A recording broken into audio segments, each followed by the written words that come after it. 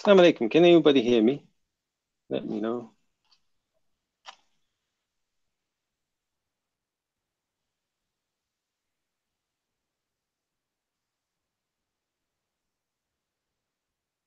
Ongoing video call. Okay, so I'm back in the video call. Can you hear me? Can you hear me? Yes, you can. Okay, great. So let me get the link and share it.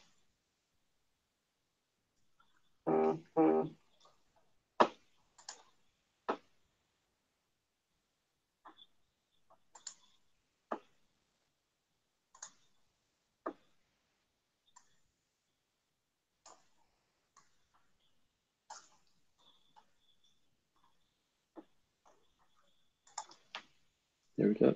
That's the link for the Hangout. That's the mobile link. You type mobile. Yeah. And the other one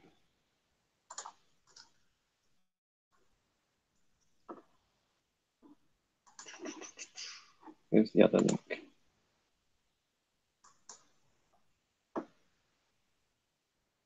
So what we got here.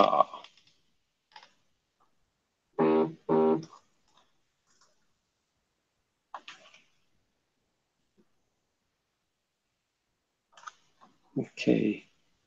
Where's Grey Dunya?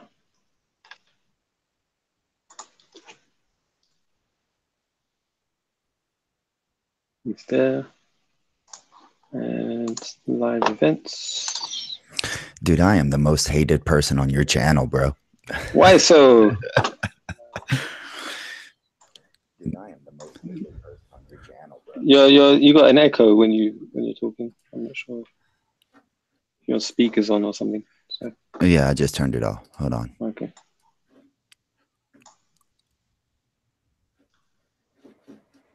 Trying to find the other link. I was getting timed out left and right for just saying things that Islam propagates. Okay. Now,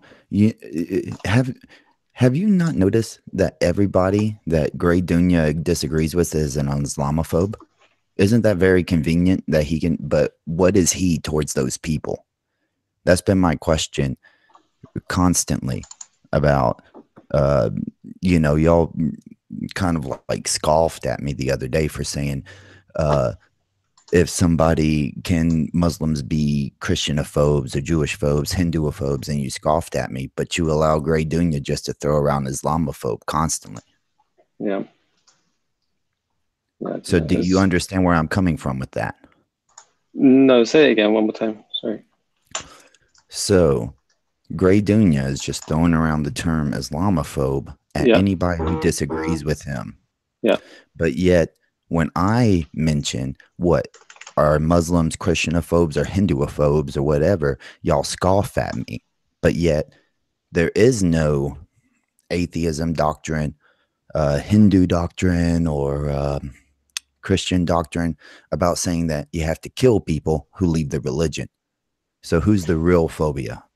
Where's the real phobia? Do you remember when we talked about this last time? I'm not talking about the religious reasons behind it. Okay? No. Not the religious reasons. I'm saying, do you remember when we talked about the term Islamophobia last time? I don't know if you remember. No, y'all scoffed at me on your the last time I came on, and it's deleted. It's not on your channel anymore. But what I was raising was the point that y'all can throw. You're saying Muslims can throw around the word Islamophobe to whoever they disagree with, right? But when I come up and say, is Islam phobic towards other people, other religions, I get scoffed at. Okay, so I'll agree with you on one thing. The term Islamophobe, it shouldn't be used just to label anybody that disagrees with Islam, right? I agree with you. And would you agree that Grey Dunya does that? That he labels everybody in the chat as an Islamophobe that isn't a Muslim. I don't know about that. That he agrees with. Oh my gosh! No, because you need to watch some of your videos. Yeah. All I know is that he and you have an interesting relationship, and all right. So what I'll but I did explain in the last chat we had what Islamophobia, when Crimes of Britain was on the channel, what Islamophobia is, and But it's some you're going around my organized point. industry. It's like a project that's You're taking going place. around my point. Yeah. My point is, and those organized industries, right, to scare people to say, to not say anything negative towards Islam. There's whole shamings. There's whole shamings of it on the internet. Yeah. And why would that not be considered? Why can't we call those people, those Muslims who do that, something like Christianophobes? That's my whole point. Okay. All right. There is some sort of industry, then I guess you could potentially do that. However, are you saying that there's what not you're seeing? industry? No. What you're probably seeing is a counter to the Islamophobia industry. I love this. I love this back and forth that we're having here. When what I'm doing is saying, are you acting like there is not like CARE in America, which is a nonprofit organization. Okay. That puts who out. do they target? Which group do they target?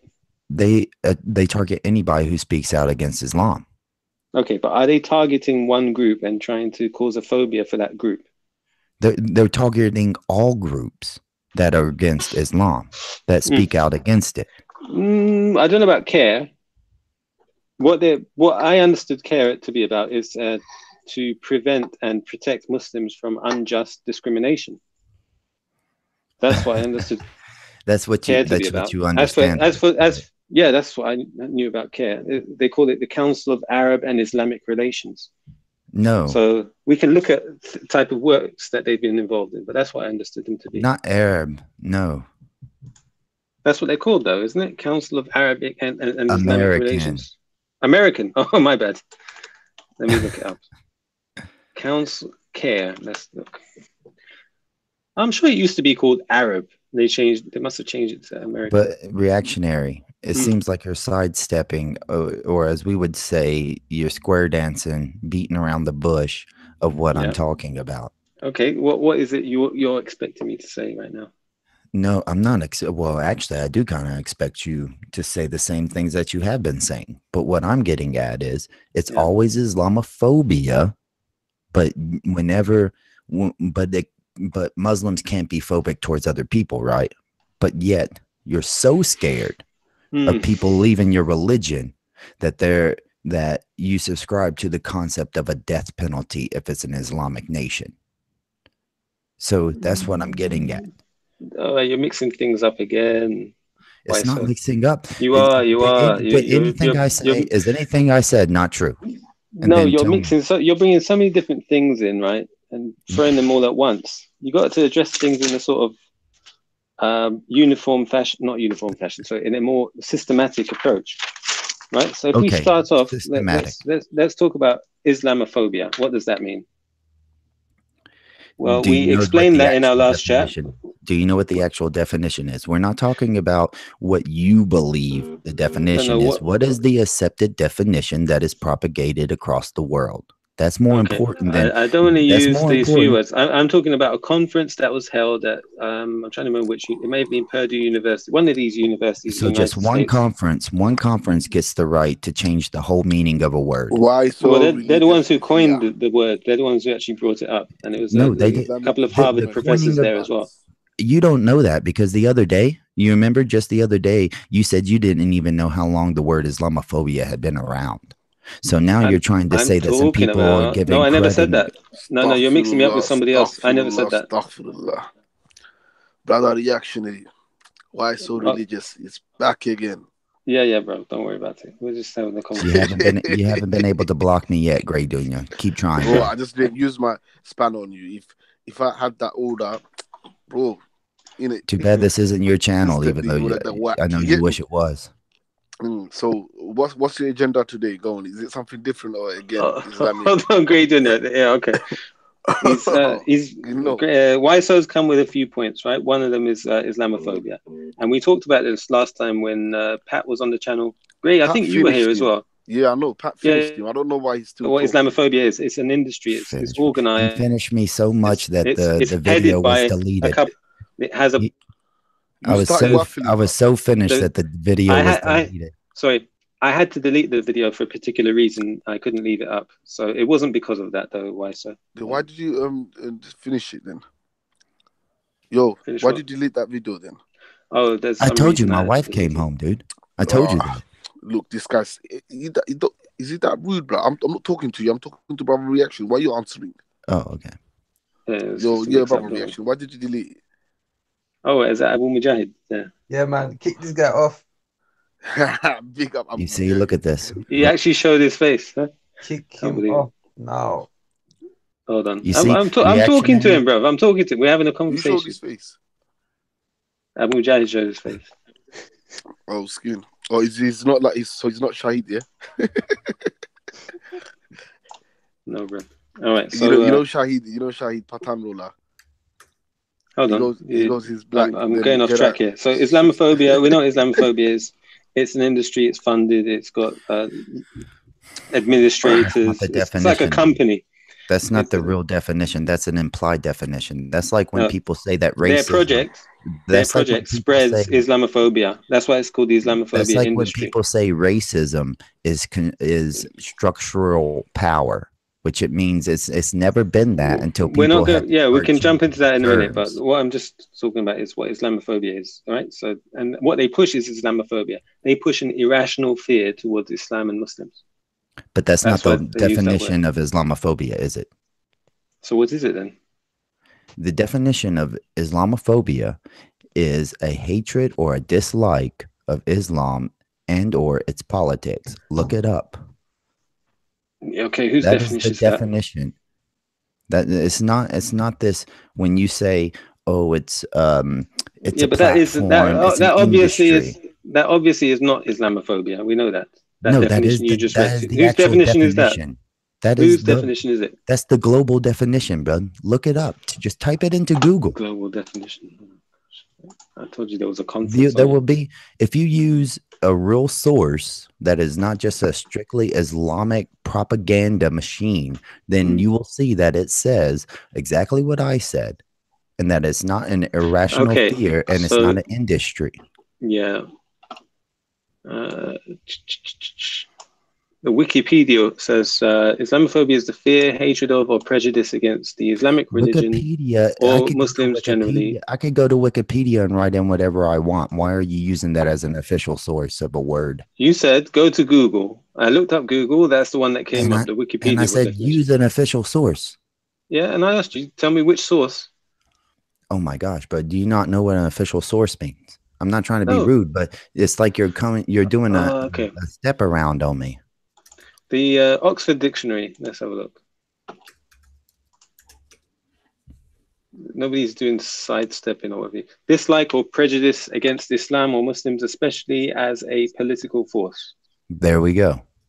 Now, I did that off the top of my head as a non-Muslim. So why don't you know, as a person who believes that it's being propagated and that it's a real thing, why don't you know what the real definition is instead of saying that some conference comes out and says that it's an industry, so then that makes it the real definition, when before you even said you don't even know how long the word has been around, so you can't attribute the word to being coined by a certain group. You can't do that. Well, I've never seen this definition before, to be honest. But that's the official source, right? That's an official source that is being used. No. Oh, because it's not Islamic. No, I'm not saying that. I told you about where the term. All right, if you want to do a history of the word Islamophobia, tell me where it came from. Who coined the term? Most people don't know. Now, there has been a debate that it was, I want to say it was like a Jordanian or Egyptian scholar who coined the phrase, but you notice he had to use the word in English. Right, it wasn't like an Arabic word, even though that was. I've seen a video on it. It's been a long time since I saw that this guy claimed that he came up with it. I just have to look it up because I just remember there was a conference on it and the people who were behind the term were explaining it. It was a long time ago. Let's see if I can find anything on it. But what I was getting at, my whole point is why is it that everybody who dislikes Islam or even hates Islam in general is labeled an Islamophobe? But when you have people like, I would say, like Grey Dunya, who just labels everybody an Islamophobe, and anything that goes against Islam, he completely he hates or has a prejudice against.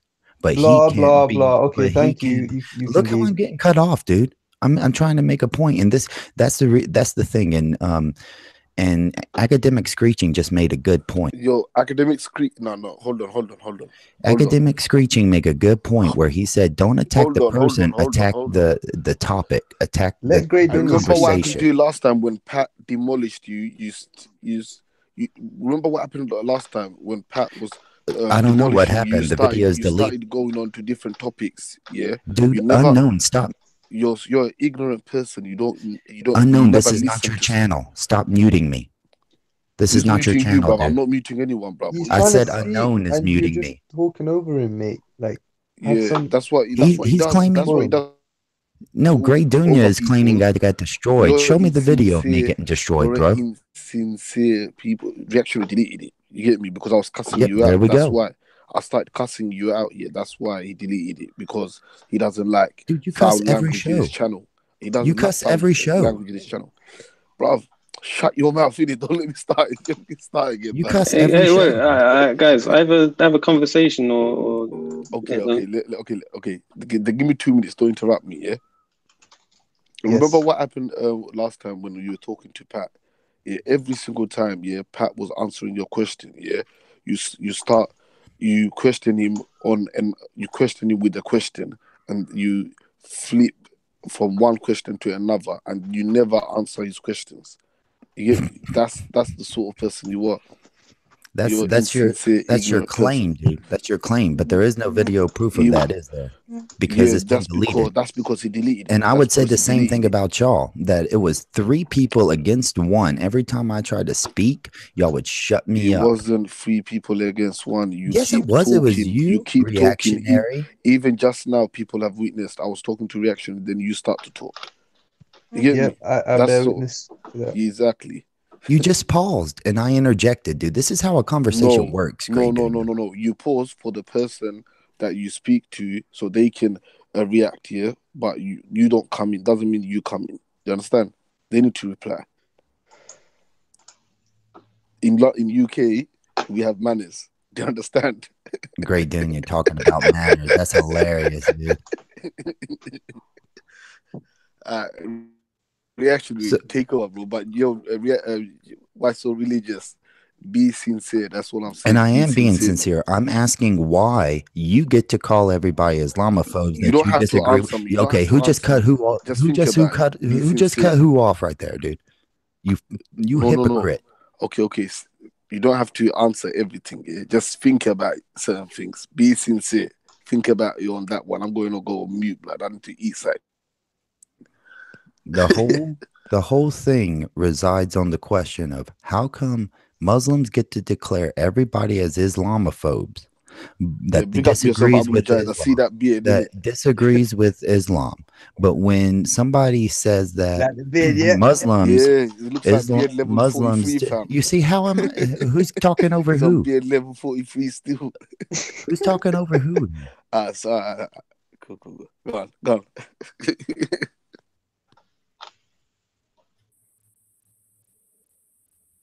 Why is it that Muslims get to say that everything that people say that is a dislike or a prejudice or a hatred of Islam or its political system is Islamophobic? But when Muslims who are anti everything that isn't Islamic, that's just in general, they can't be phobic towards anything else. That's my question. Mm-hmm. What's your answer? Why is it why am I supposed to be answering for the Muslim community? No, nobody's asking you Or to. the Islamic You're principle? asking because you have an opinion. So No, why do you think? see, that's you inferring that. What I did was ask you the question. Why isn't it ever that Grey Dunya is considered a phobic of somebody, but he can label everybody else Islamophobes that he disagrees with? But when somebody mentions, like I did the other day, that I got scoffed at for saying that Yeah, they're. But when somebody mentions, like I did the other day, that I got. Who's that? When I mentioned that he's a Christian phobe or an atheist phobe, and y'all laugh at me saying, "Oh, that's not a real word," and then I bring up that you don't Okay, even but know how long look, Islamophobia has I been don't, around. I accept I've that got that phobia definition in the Oxford Dictionary. I don't agree with that, to be honest. Oh, okay, there we Oh, go. what's that Yeah. again? What How definition many have you got? definitions? How many definitions should we go by before we find one that you agree with? But just like you said, you don't agree with the Wikipedia definition. No, I don't So agree with we don't have to agree Wikipedia with all being these a definitions. source. No, I But don't what we agree know with about Wikipedia is not a yeah. peer-reviewed website, is it? It's not where people have to go through various channels to try to approve of what their content's going to be. Anybody can just go into Wikipedia and start writing whatever they want until somebody starts deleting it. Would you agree that that's a huge difference? One sec. Apparently, the term Islamophobia was coined in 1997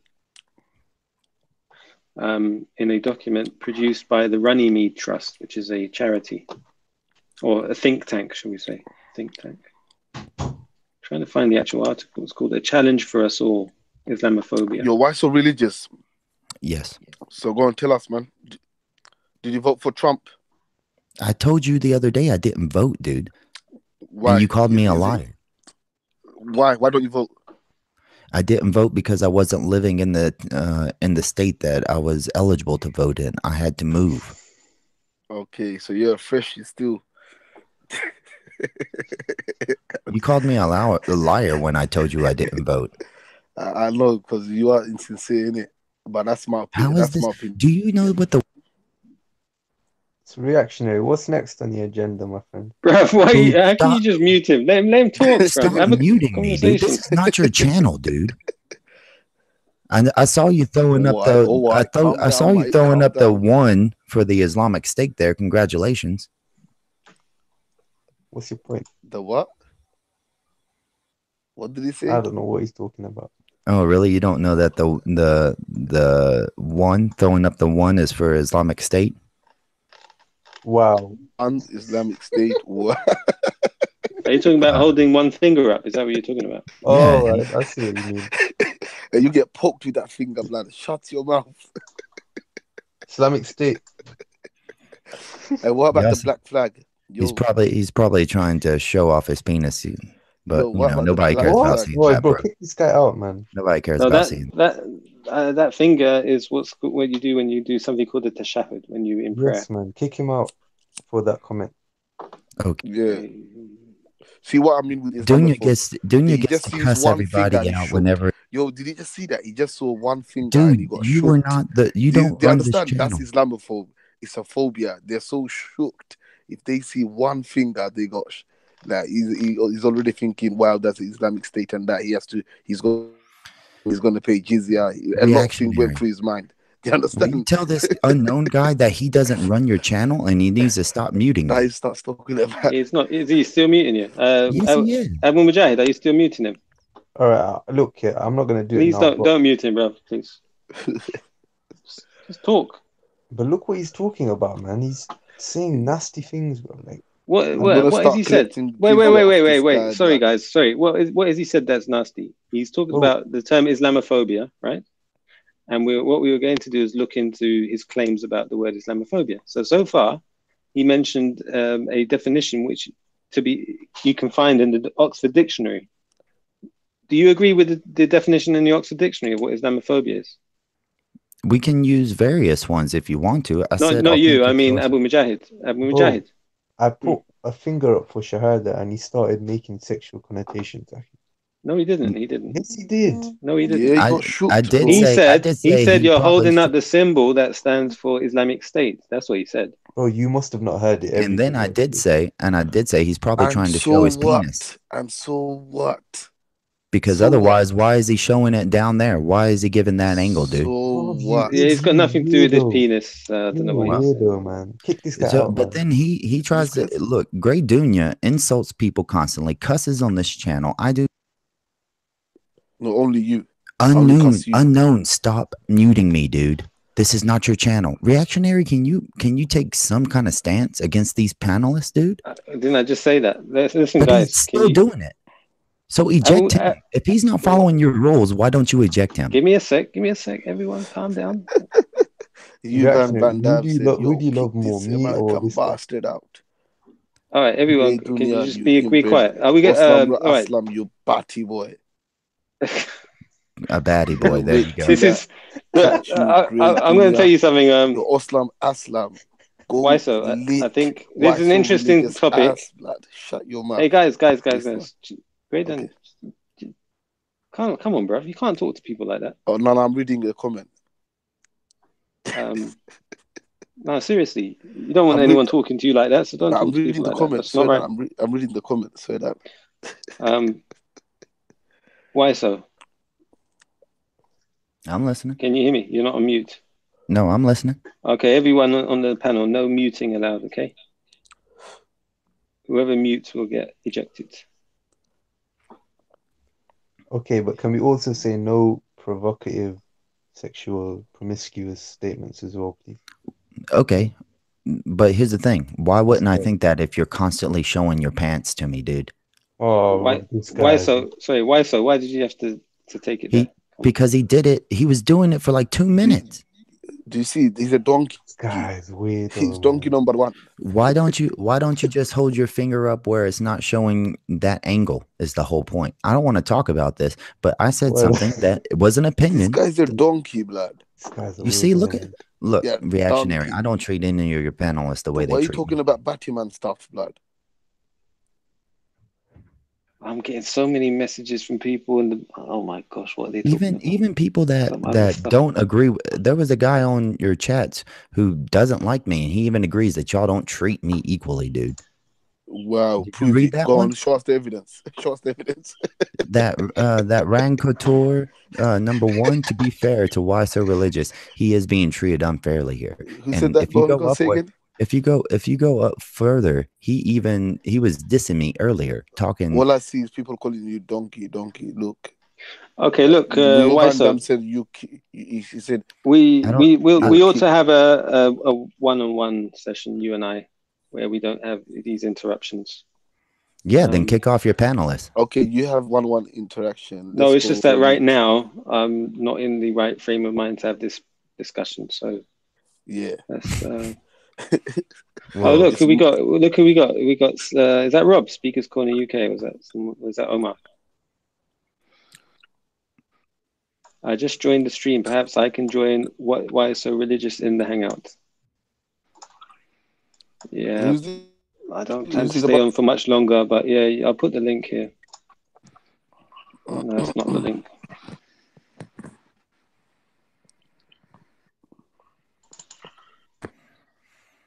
I thought it's Omar, but it's not. It's I think it's Rob.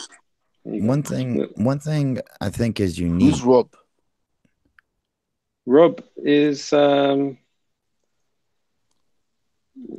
forgotten now. It's from Speaker's Corner, right? Speaker's Corner. He runs the Gin and Tonic show. Gin and Tonic. Talking, man. Gin and Tonic reactionary, bro. Dude, because he didn't remember who he was, so I was helping out, dude.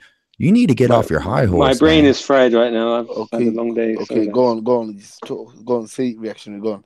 No, not reactionary. Why So Religious? Go on. Who's Rob? What did you say about my horse?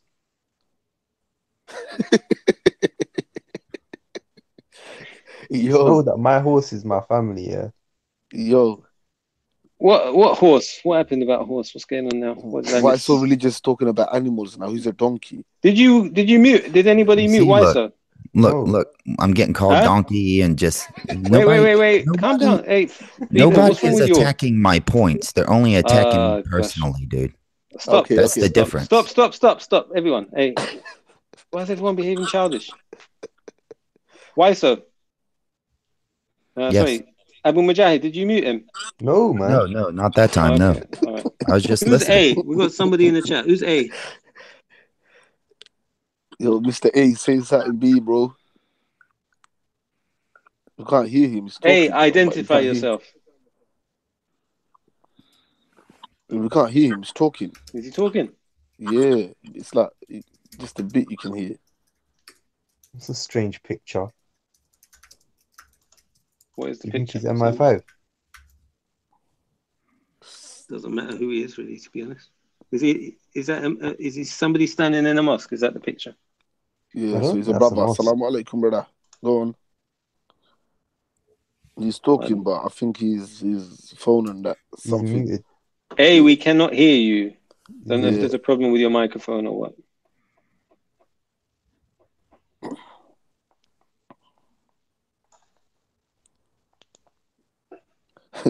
Why so sounds like a dumb blonde American chick? Let's That see sounds the kind of comments. racist Sorry, right there. one sec. Let me, Y'all I don't don't know want if to I'm ignore blonde people. haired, if I'm I'm just dark reading the skinned. comment, bro. I'm not cussing. I'm just reading the comment. I didn't say you Academic were cussing. Screeching says the atheists are taking over. Ha, yeah, okay. Yeah, there's bare atheists out Speaks here. Corner But today UK we got says not Omar. Johan Van Dam says Rob is a South African racist. Come on, you need to. oh, now I remember have to he is. remove that He is. comment because that's No. a He is slander, isn't it? racist. No, he's a Oh, racist. of course he is. And I he's an remember. Islamophobe too. No. I remember. I Hold on a swear, sec. long time ago, there was a chat. Yeah, I've tuned in. Yeah, he's a South African racist. Swear that he He's backs South the. African, maybe. Is he South African? Could be Zimbabwean. Yeah. You know South Africa where the white Mm. people invaded the land and that, like there's war beef going on there, and he's pro-white. Go watch a documentary on South Africa. They're bare Okay. racist. The white people there. Well, I don't think it's right to accuse him of being racist without substantiating it. But yeah, you're saying there's a documentary where he was in the documentary. No, he's not in the documentary, but South African white people, they're racist. Well, they had apartheid there, didn't Not all of them, dude. You can't say that all of them are But why racist. so support? No, sorry. Rob supports that, innit? Does he? Yeah. Go speak to him. We'll ask him. What did you... debate long time ago still. You see, when you say all South Africans are racist, it's no different if I say did I just say all South? Did I say all South? You said South Africans in general. Sorry, one sec. Brumtown 16V says you can talk to reactionary, but others are shaitan mouthpiece. Who said that? Brumtown 16V. Johan Van Dam says, dude, look, oh my god, what are you talking about, Johan Van Dam? Tim Asuna says, respect the horse face. Academic Screeching said Rob is not a racist and he doesn't support that. Okay, I'll take your word then. Yeah, so you can't just accuse someone of racism. No, but I heard long time ago, but the debate was long time, so I might forgot. But I know if he's attached to the South African thing. I know Uncle Omar, or in brackets, Uncle Omar, makes that claim. But he makes a lot of claims about people. Kilowatt says, state your name, cuz. A has disappeared, you know. Oh no, he's still there. Hey, you. Hey, who are you? He's not talking, man. Tim Asuna, respect the horse face. Kilowatt, state your name, cuz. Rob is probably going to stay muted until you invite him in. That's the type of person he is. One second, let me just catch up with the comments and then I'll look at that. Grey Dunya is too funny. Rally, he'll take my word, mad thing. Yo, academic, you dirty pussy. Oh my gosh. That has to get removed.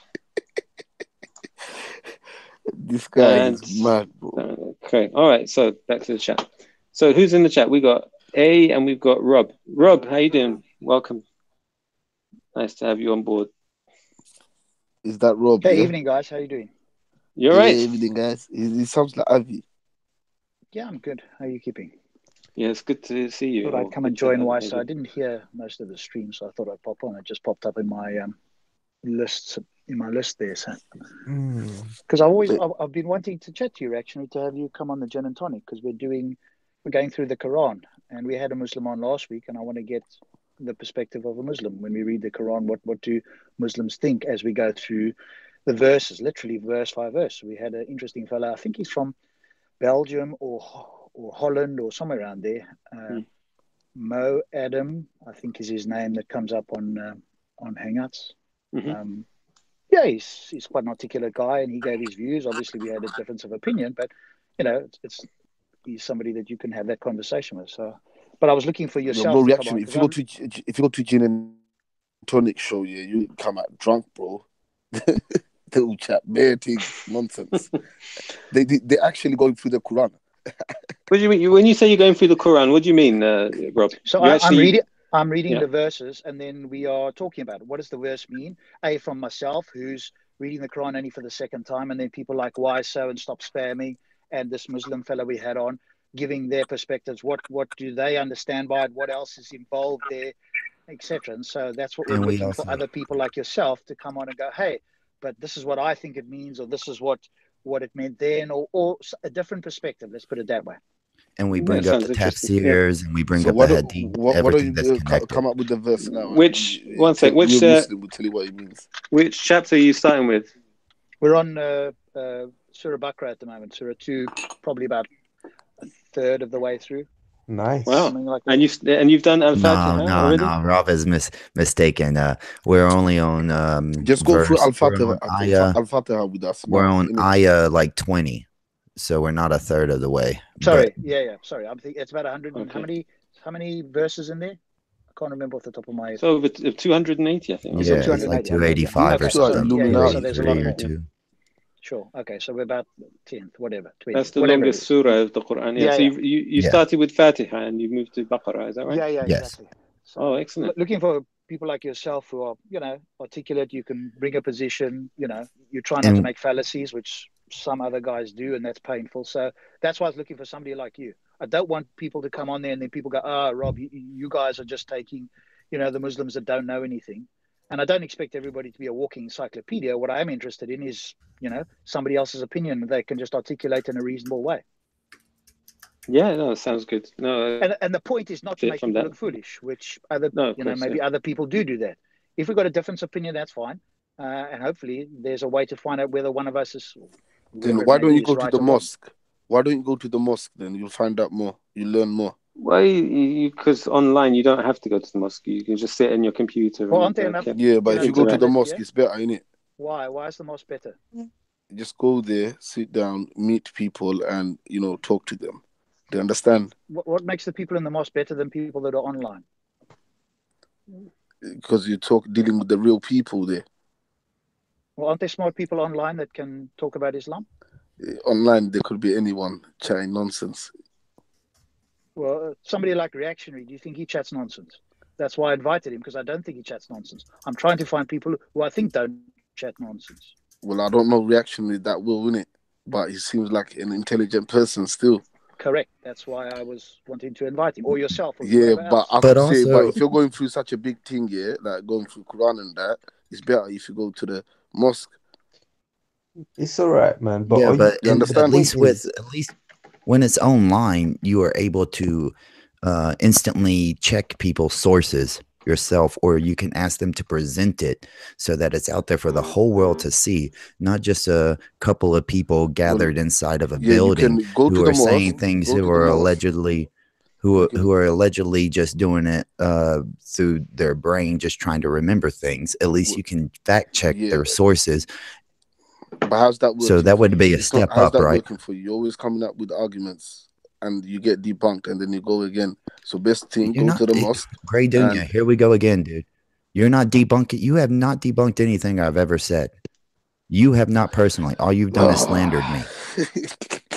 Grey Dunya, I would be careful using the word debunk, just throwing it around. I mean, that's a pretty strong term. That would mean that whatever the person said has been demonstrably shown as false. So somebody who says that the sun goes around the earth, they would be debunked scientifically. That's a strong claim to make for just anything. So maybe use that a bit more sparingly, because otherwise it doesn't have any meaning. Or it's very difficult to take somebody who throws that term around seriously. Take my advice and go to the mosque. Grey Dunya, why Yes, do you suggest going to the mosque? What difference does it make? You can learn things properly, better, in a good environment with real people. Interaction. What's your intention for reading the Quran, guys? Anyway, what is your intention, Waiso and Bob? What are you trying to achieve? Is it a spiritual achievement you're looking for, or is it just academic? What are you trying to achieve at the end of it? Well, people claim that this book is from God, and so we are reading this book to see, is it a concise, clear, complete and error-free message from what we would think of as a all-powerful creator sending message down to people? Because that's the claim that we hear, and that's what we are reading. Does this book have any wisdom there? Is it what people claim it to be? That's the point. And especially for people who are not scholars. Because if the claim was that the Quran was for scholarly individuals, that's a completely different claim. But if this book is for people like all of us on the panel here, who are reasonable people who can read it and understand it, then we should be able to read and understand without appealing to scholars. Rob, can I just ask you a couple of questions? Sure. Okay, so if you're going to go on a plane, would you like the pilot to be trained by somebody who's actually a trained instructor? So who's and that? has got the relevant... It's Assalamu alaikum. That's a false analogy. So would you like... let me finish the analogy first. You always actually say things about people interrupted. So if you were getting a flight, would you like somebody who's specially trained in a flight school and has got the relevant qualifications, or would you like to just take your schooling from somebody who's just off the road and has read a pilot's manual? Yeah, I would like somebody who's been trained in it. Similarly, with religion, when you're actually studying a book like the Quran, we've got a chain of narrators and people who have been trained in the schools of thought that can actually teach it. Taking your teaching just from the internet is not how we do religion. You wouldn't do it for a flight. How would you do it for life? Okay, I agree with why. So your analogy is flawed in the following sense. Big up, brother E. Big up yourself. Is this book 100% correct, brother E? 100% correct. Is this book, brother A, whatever your name is or whatever you want to be referred to, is your claim, and most Muslims claim, that this book was sent down by God through Jibreel via Muhammad, etc., and it's a message for all people for all time? I'll let you expand your point and make your point, and then I'll answer accordingly. Well, that's what I'm asking you. Is that the claim about this book? In other words, somebody who was on a desert island who did not have access to scholars should be able to read a translation of this, an accurate translation that's widely accepted around the world, not in Arabic, and still get a very good understanding. You're missing a specific point. One, in the fact that you don't actually believe in prophets. Secondly, we believe it was sent to our prophet, Muhammad Sallallahu Alaihi Wasallam. So if it was sent to one particular person in particular, for him to give that teaching to other people, surely you should follow the teachings of that person, not the teachings of Rob off the internet who doesn't like religion, full stop. Do you understand the point? Okay, how about we try a different way, Rob? That I actually asked you. He's not going to answer that, Rob. How about we ask it this way? Okay, so you're saying that we should go learn from certain people, like scholars and such. I'd just like to say, to be quite honest, I'm done with the things I needed to say. I've made my point, and to be honest, all you're going to carry on saying, from what I can gather, and what I've seen on your shows, is, oh no, that reasoning's flawed. And then think of just some made-up reason about 10 times. Even though quite clearly I've explained to you, you wouldn't accept a flight school, somebody coming and giving you a flight. I've explained it quite clearly to you. You wouldn't accept that, but you're willing to accept to live your whole life in some particular manner without anybody else teaching it you, just because you believe you should be able to read something off the internet and translate it. You can't translate Swahili, you can't translate Chinese, you can't translate all these languages, yet you're thinking that you're going to understand something which is 1400 years old just based on your own intellect. That's just arrogant.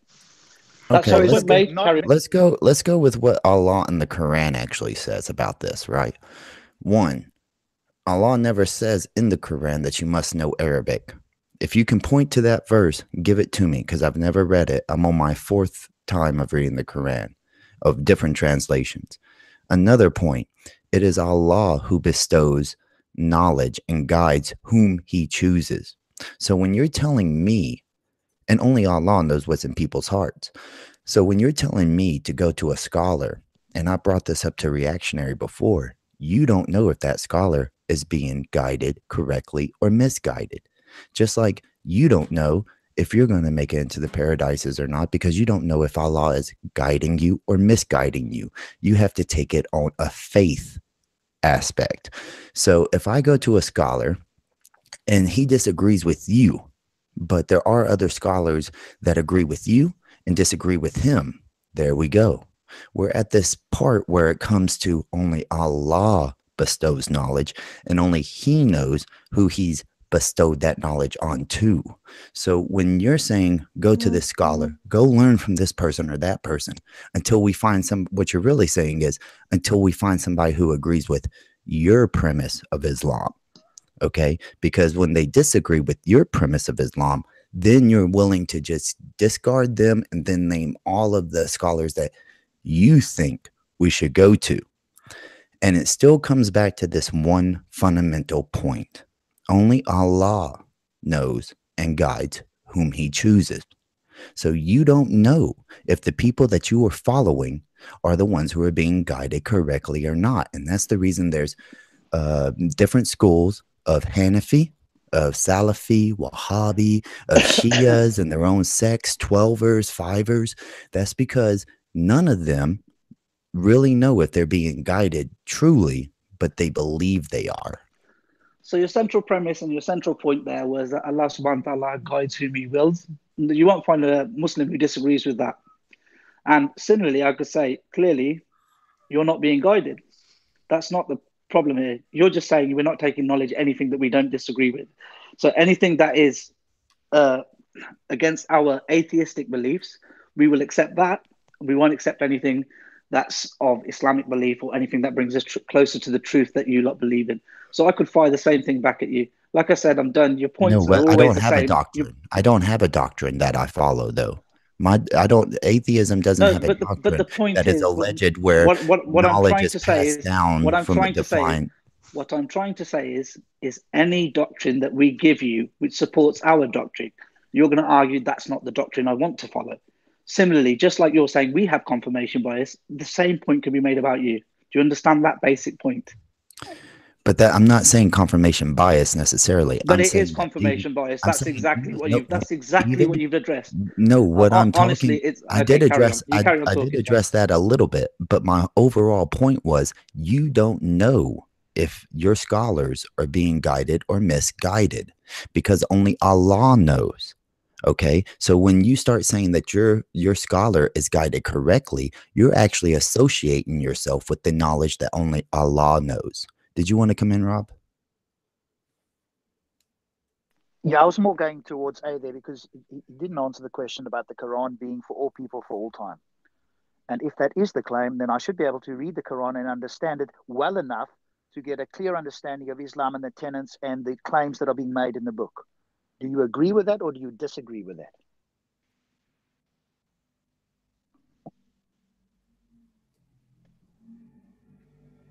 Does the Quran say that itself can guide people along with Allah to belief or not? Because if you're saying that it does take knowing scholars or talking to people of knowledge to have faith in Allah, then that would mean that there was nobody who had faith in Allah before the Quran, right? But we know that the Quran says that there were plenty of people who had faith in Allah before the Quran. They didn't have scholars, did they?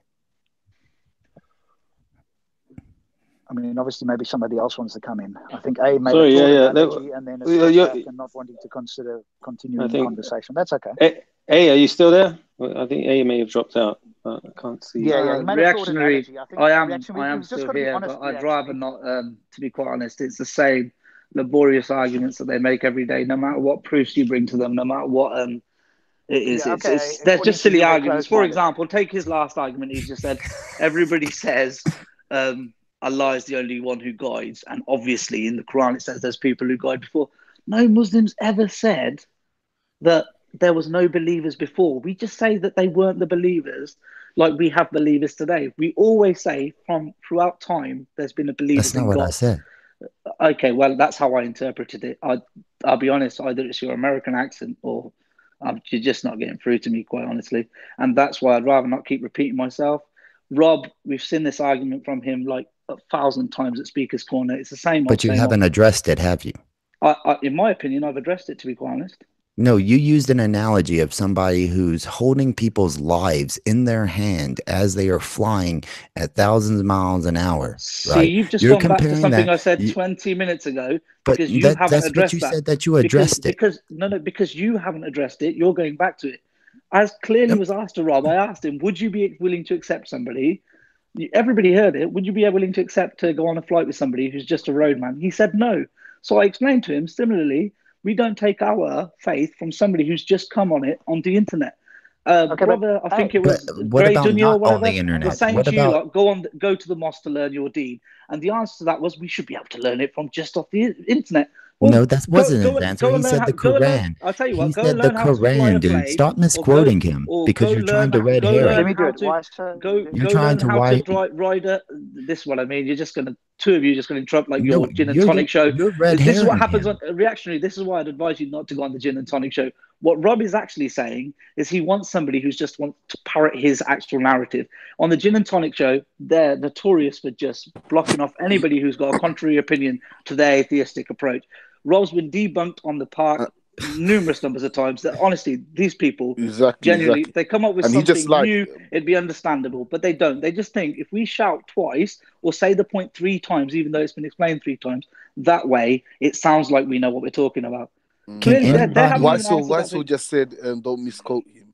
Whatever brother A is saying, he's 100% right.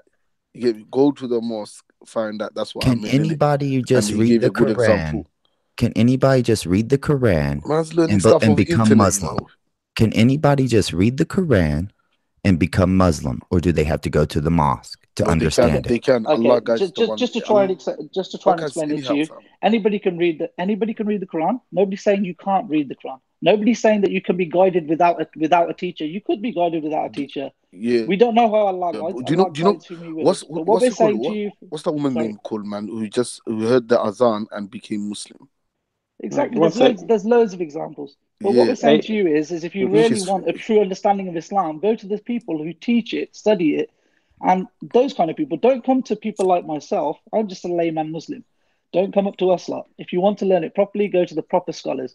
Don't pretend you're going to get this understanding just off an internet. Okay, so who said the internet, dude? Hang on, why so? You said the internet, dude. Exactly. You said the internet, dude. See, this you guy forget what you say? What is wrong with this guy, man? No, honestly, I'll trust just mute me, myself. You like carry on talking yourself. That's not what I said. Trust me, Aki. This guy's that's why I always abuse him. Like, this guy's a waste, man. Abuse me. Okay, great doing you. What I said, Rob was talking about having people come onto the show that are Muslim and express their point of view about it. Now, when I said I have read the Quran 4 times, that doesn't say that I was on the internet, does it? It means that I have these books right beside me. Okay. I have more on my Kindle. I have all this information that you will just cast out because I don't have the name scholar. Okay. So what I was getting at was it's Allah who bestows knowledge, and only He knows who He has bestowed knowledge on. And what you're doing is negating that. And then but when I say, how do you know that your scholar is being guided correctly? You can't say that you do know that he's being guided correctly, because then that would mean that you're associating yourself with Allah and His knowledge. This guy,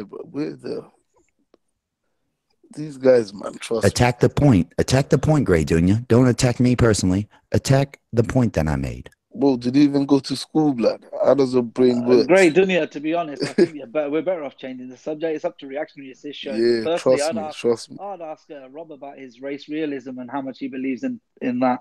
There's something we can actually talk about, which all of us can talk about, and we can quite easily look on Wikipedia like these guys like to do and pretend we're all experts. Trust me, 100%, brother, 100%. So since Bobby's here, let's talk about you.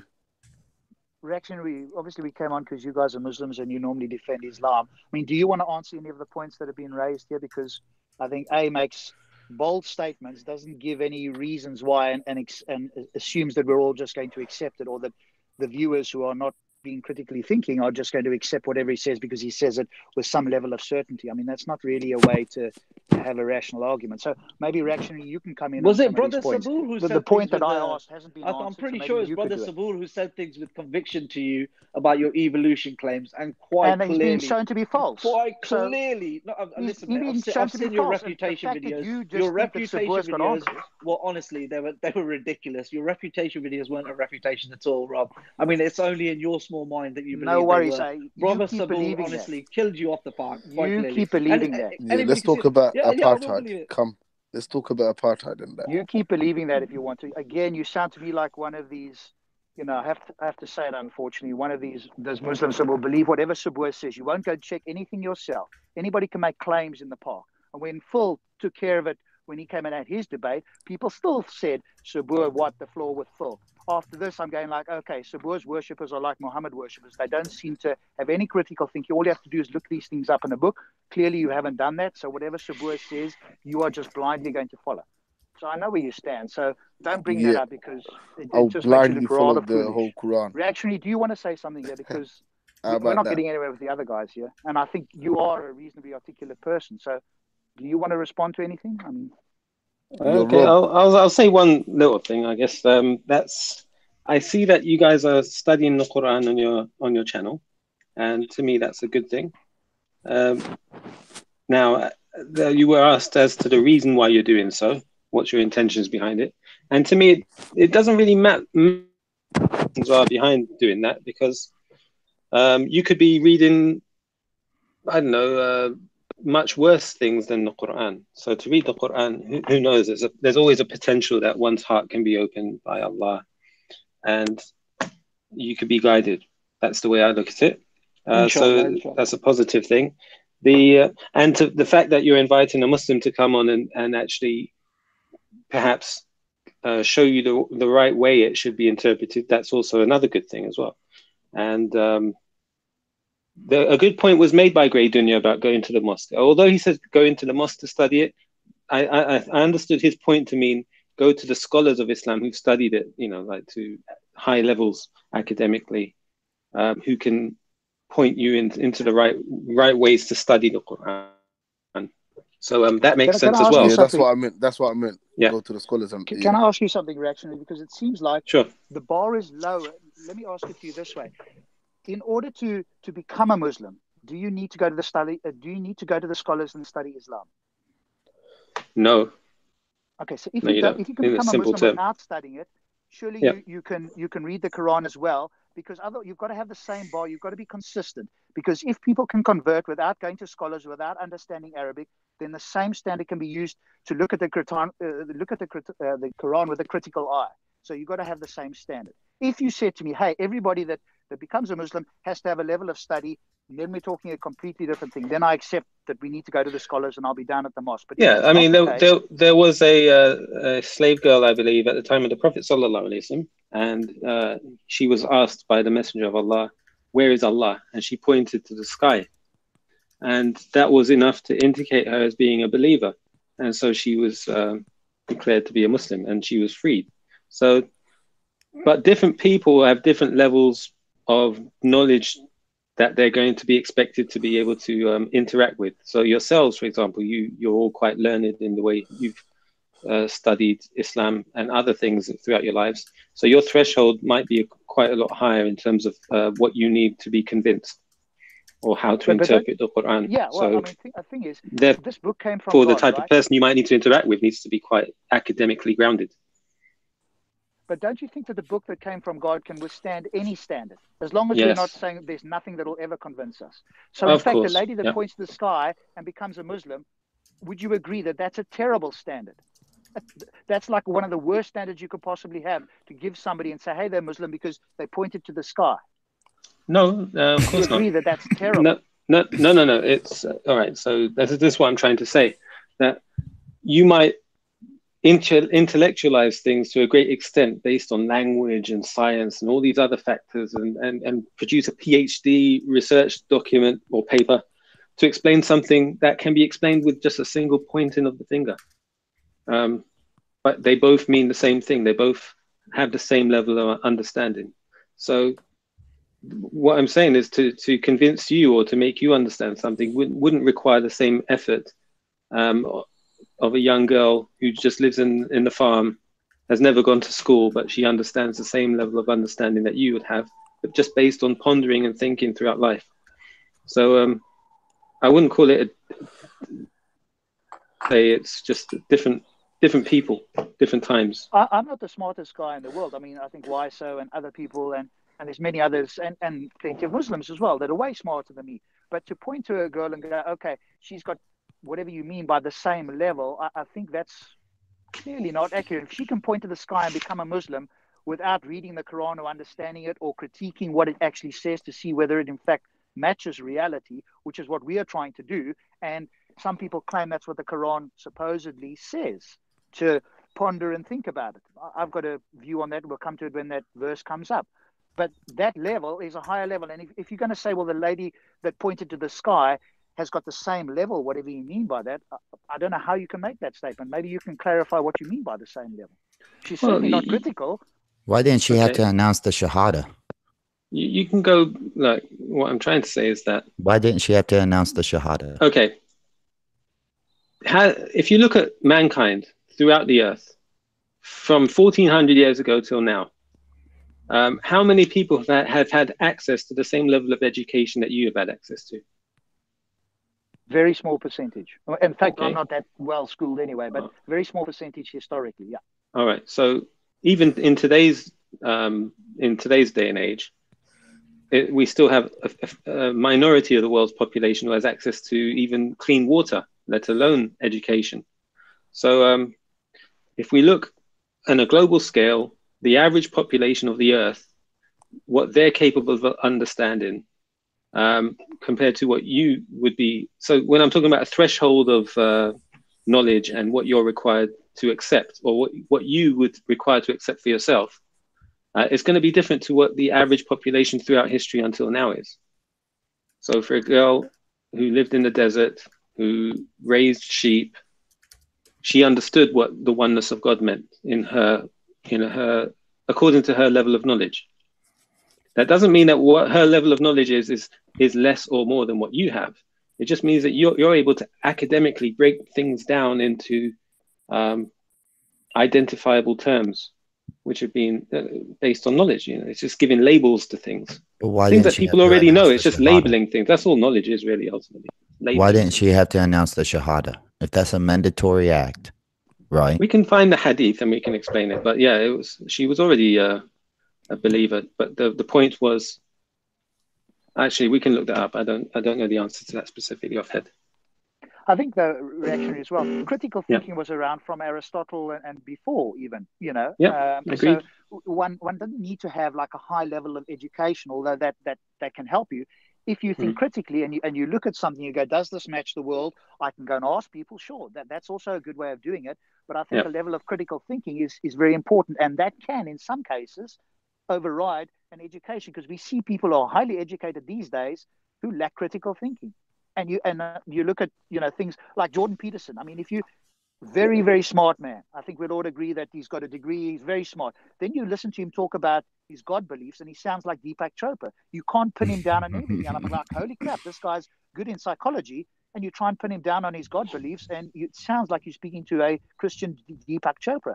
And so for me, I could see a critical thinking isn't always in place, even with the smartest people. So I think it's almost like a prerequisite to have that. I'd be happy to be less educated, more critical thinking than the other way around. Do you think there's a point where you would say, okay, I've reached the point where I've had enough of looking around and critiquing things, and I have to make a decision? Do you think you reach that point? Yeah, I think so. Yeah. Okay. Yeah, but I think most people would. I'm guessing, unless they're going to withhold their. But that's not really how beliefs work, isn't it? You are convinced of a belief. You don't choose your belief. Some people mistakenly think you can choose your beliefs like you can choose ice cream. If you look at it a bit deeper, of course you can't. You are convinced either for good or bad reasons about something. So it's not often that people can like withhold their belief. I mean, a true agnostic could withhold their belief. Somebody goes, hey, I've heard the theist argument. I've heard the counter argument against theism. I've heard both, and I literally cannot make up my mind. I'm sitting in the middle. I'm 50-50. I'm on the fence. I mean, that can happen. But in my experience, that's very rare. Normally, people's belief takes them one way or the other, and they are convinced, as I say, for good or bad reasons. Yeah, fair enough. Well, that's good to know that. Yourself, like I say, I don't expect you to be a scholar, and it's not about, hey, reactionary said this, that means it can't be the case. That's the other fallacy I sometimes hear in Speaker's Corner. Hey, because Rob didn't answer something, for example, that means all atheists are X, Y, and Z. I mean, that's obviously a complete fallacy, as I'm sure you'd agree. And I wouldn't lump you with that and say, hey, reactionary didn't answer my question, therefore this claim about Islam is completely bogus. Nobody who's rational and intellectually honest would say that sort of thing. But we hear this from certain people. Because none of us are walking encyclopedias, but all we have to do is go and look up the sources or go and look up the claims and that sort of stuff. And when we do that, then, that's where the rubber hits the road. And oftentimes when people make claims, we look them up, as has happened in Speaker's Corner, and we find that the claims are completely either half true or completely false. But because they are said oftentimes with a lot of certainty, there's a lot of gullible people who will just follow them. And I think you're not one of those. So. And if I may ask, where does the boundary begin of where you're supposed to learn from scholars, right? Because then that would mean that if you're trying, every time that you ask somebody if they're ready to accept Islam, what right do you have to do that? And what shahada, what information are you allowed to do as dawah? Because you're not a scholar. So why is this concept that, oh, well, we should go and talk to the scholars, but you're allowed to go and perform dawah, even though maybe you have less knowledge? Because reactionary, you have to admit this, a couple of times I've offered to show you hadith to reinstate my point, and you've said, I don't know about that, I'll look at it later. So at some point, non-Muslims can have as much, if not more, knowledge than Muslims, but you're still allowed to go out and give dawah, where you tell me, nope, you can't talk about it until you talk to a scholar. Yep. Okay. So if you're talking about speaking to scholars, well, there's things that we're allowed to give da'wah. In fact, we're encouraged to give da'wah for the knowledge that we know, right? As for that which we don't know, then we shouldn't talk about it. We don't give da'wah. We don't call to things that we don't know. And that's the dangerous thing about giving da'wah, because once you're in a situation and people bring up other topics that we're not versed in, at the heat of the moment, we may try and give answers that we don't actually know the answers for. Rob, maybe you can phrase it better than me, because maybe I didn't phrase it well. But do you get what I was saying? Yeah, of course. Yeah, and I think he's answered it. But I think reactionary, what we don't hear enough of is people saying, I don't know. If somebody asks me, Rob, what happened at the origin of the universe? I will say I'm agnostic. I do not know. There are theories that suggest the universe can be eternal. There's theories that suggest the universe had some sort of beginning. But I don't hear enough of this on the other side. What do you think about the world? Is it flat? No, well, if you're talking about like a flat Earth, like a pancake-shaped Earth, no, clearly not. I mean, nobody in their right mind who has any scientific brother knowledge, reactionary, who is not brother a conspiracy reactionary, theorist, brother reactionary. Yeah. Yo, what do you think about the world? Is it flat or a thing? What does the Quran say? I don't know, bro. I think this is going honestly, off topic. I heard this ostrich. It's like a shape of an ostrich egg. It's not shaped like an ostrich egg. It depends. If you look at it's not shaped like an ostrich egg. Something called GPS, the Global Positioning System from the United States. There's also a European version. I think it's called Galileo, and there's a Russian one called Glasnost or Glosnas, something like that. Anyway, they have a view of the Earth that's called the geoid sphere. It's like take a football and let all the air out. What you're left with, this lump of like a rock shape. That's what the Earth is pretty much like. It's called the tops are more flat, which causes the outsides to be rounded more. The flat Earth arguments and that is like they do make sense in a lot, but obviously if the Quran says ostrich egg, then it's facts, isn't it? It's like a shape of a rock. The Quran says it's spread out like a carpet, so that's nothing like an ostrich egg. I don't know. Put that aside. I mean, those claims about the flat Earth, whenever you press these people and you actually ask them some of the more deeper questions, it becomes a conspiracy theory. I guarantee you, bring any flat Earth on here, 2 or 3 questions, and we'll get into conspiracy theories. Like, for example, they claim it's like a penny, right? Like flat. And the South Pole is the perimeter, the circumference around the outside. And you ask, well, has nobody gone over the edge? No, these people claim the governments of every single country in the world are monitoring this 44,000-mile circumference so that nobody can go over the edge. You ask them, hey, what about the ISS, which we can see with our eye? I saw it come over my house here in the countryside. There's a fantastic video online where the guy was, when that that eclipse came over. He actually picked it up on his camera with the eclipse, and it shot over so quickly he had to slow it down, and you can see it frame by frame. No, they claim this is all a NASA conspiracy. So as soon as you press these people for actual answers, and the sun being 3,000 miles away from the Earth and the size of the moon, I mean, this is complete anti-scientific nonsense. But they are convinced, again, because it's they a don't have critical diversion. It's a thinking and diversion they from don't people understand knowing science. the truth. I think it's a diversion from people knowing the truth that Islam is the truth. You understand me? Yeah, okay. Yeah. Yeah, but the Quran says the Earth is Yeah, flat. because So the sun and the moon chase each other, and one will never overcome the other one, right? I mean, you and need that's to why, go back again, to people school. like Hamza Tsortis and other people Isn't that what the are Quran telling says? Muslims not to go with scientific I'm not going to claims. learn the Quran from you. That's all I know. Obviously, you're not learning it, period, because I'm it not going does to say hear that. nothing that comes out from your mouth. If it's Obviously. Sorry, one Islamic second. Quran. Rob, what did you say about Hamza Tsortis? What did he say? He's got a 45-minute video online where he's telling Muslims, for the wrong reasons, unfortunately, but he is telling Muslims, don't use scientific claims. He's saying to them, don't use it. This is obviously because he's been debunked with this. He came with the embryology. He was thoroughly debunked with that. P.Z. Myers did it online. Then they did a very in-depth article because he tried to use the linguistics and science and stuff. And eventually that was debunked. So he's now in the position of saying this. If you go look it up, he's standing at a board and he's writing and he's telling people and he's bringing up slides. Hey, guys, and he's going through some of the scientific claims. And he's saying to people, don't use this. Please, Muslims, stop using scientific claims. Of course, his reason is because science always changes and the Quran is static and unchanging. So it's a bad reason, but he's still, at least the premise is don't use science because it's not a good argument. We can go on to better arguments. We don't have to use the silly scientific ones because they've all been debunked. And he is saying this. Please go look it up. Don't take my word for it. Yeah, because he also had to do that because, he denied the global flood. He denied it and right to the face. And then when he got back, he had to do a video talking about it, because people started calling him out about it.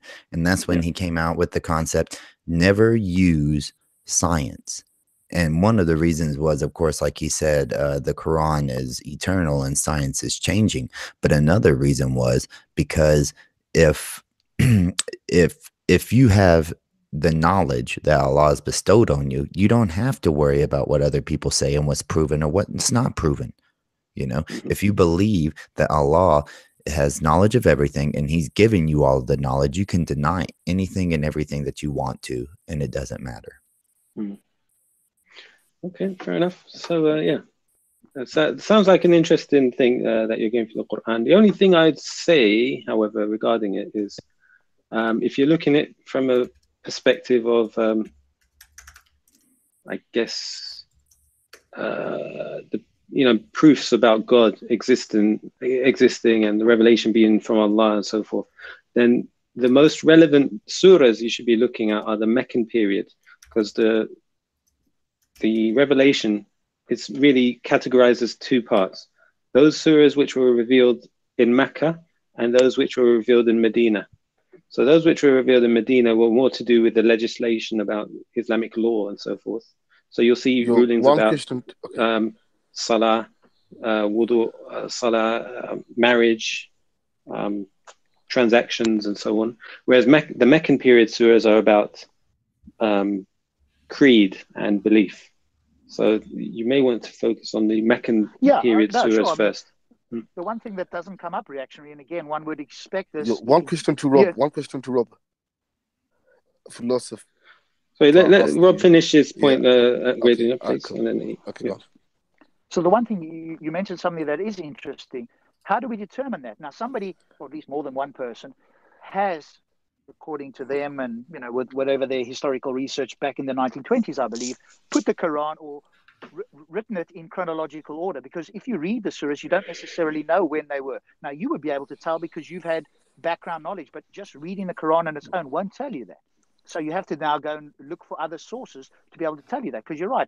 It's nice to know the difference when the two were done, but you can't necessarily tell just by reading it, can you? Just off head, not necessarily. I mean, without recognizing it or somebody pointing out to you, you might not be able to tell. Well, then what? Once you like me, if I'm reading the Quran, I can generally tell that this is a surah related to the Meccan period, and you'll notice that because it's talking about the Day of Judgment and the issues about faith and belief in one God and so forth. So you can tell that these are Meccan periods for us, whereas others would be Medinan period. But what about based when on legislation? But what about when the hadiths disagree? Before you come in, one question for Rob. Yeah, go ahead, like, sir. That's the philosopher asked you. Yeah, like, are you certain that you exist? So it depends in what context we mean. From a scientific point of view, yes, I am. From a philosophical point of view, nobody can. So no. So nobody go on, elaborate on either. philosophical view. So we ignore that because it's not an interesting debate, and it doesn't help anybody's going to what's called solipsism. But from a scientific or from a practical point of view, yes, we're as certain as we can be, just like you are. But if you try to go to the philosophical, it doesn't help you, it doesn't help me, and it's a waste of time. Brother Reaction, do you want to ask more questions on that? What you just answered? No, not really. I mean, these are obviously things we all think about in life. Like, for example, he goes philosophically, you don't understand. He doesn't exist. So how about this? No, he's talking from a philosophical perspective. You can ask certain questions that challenge every belief you have. All right.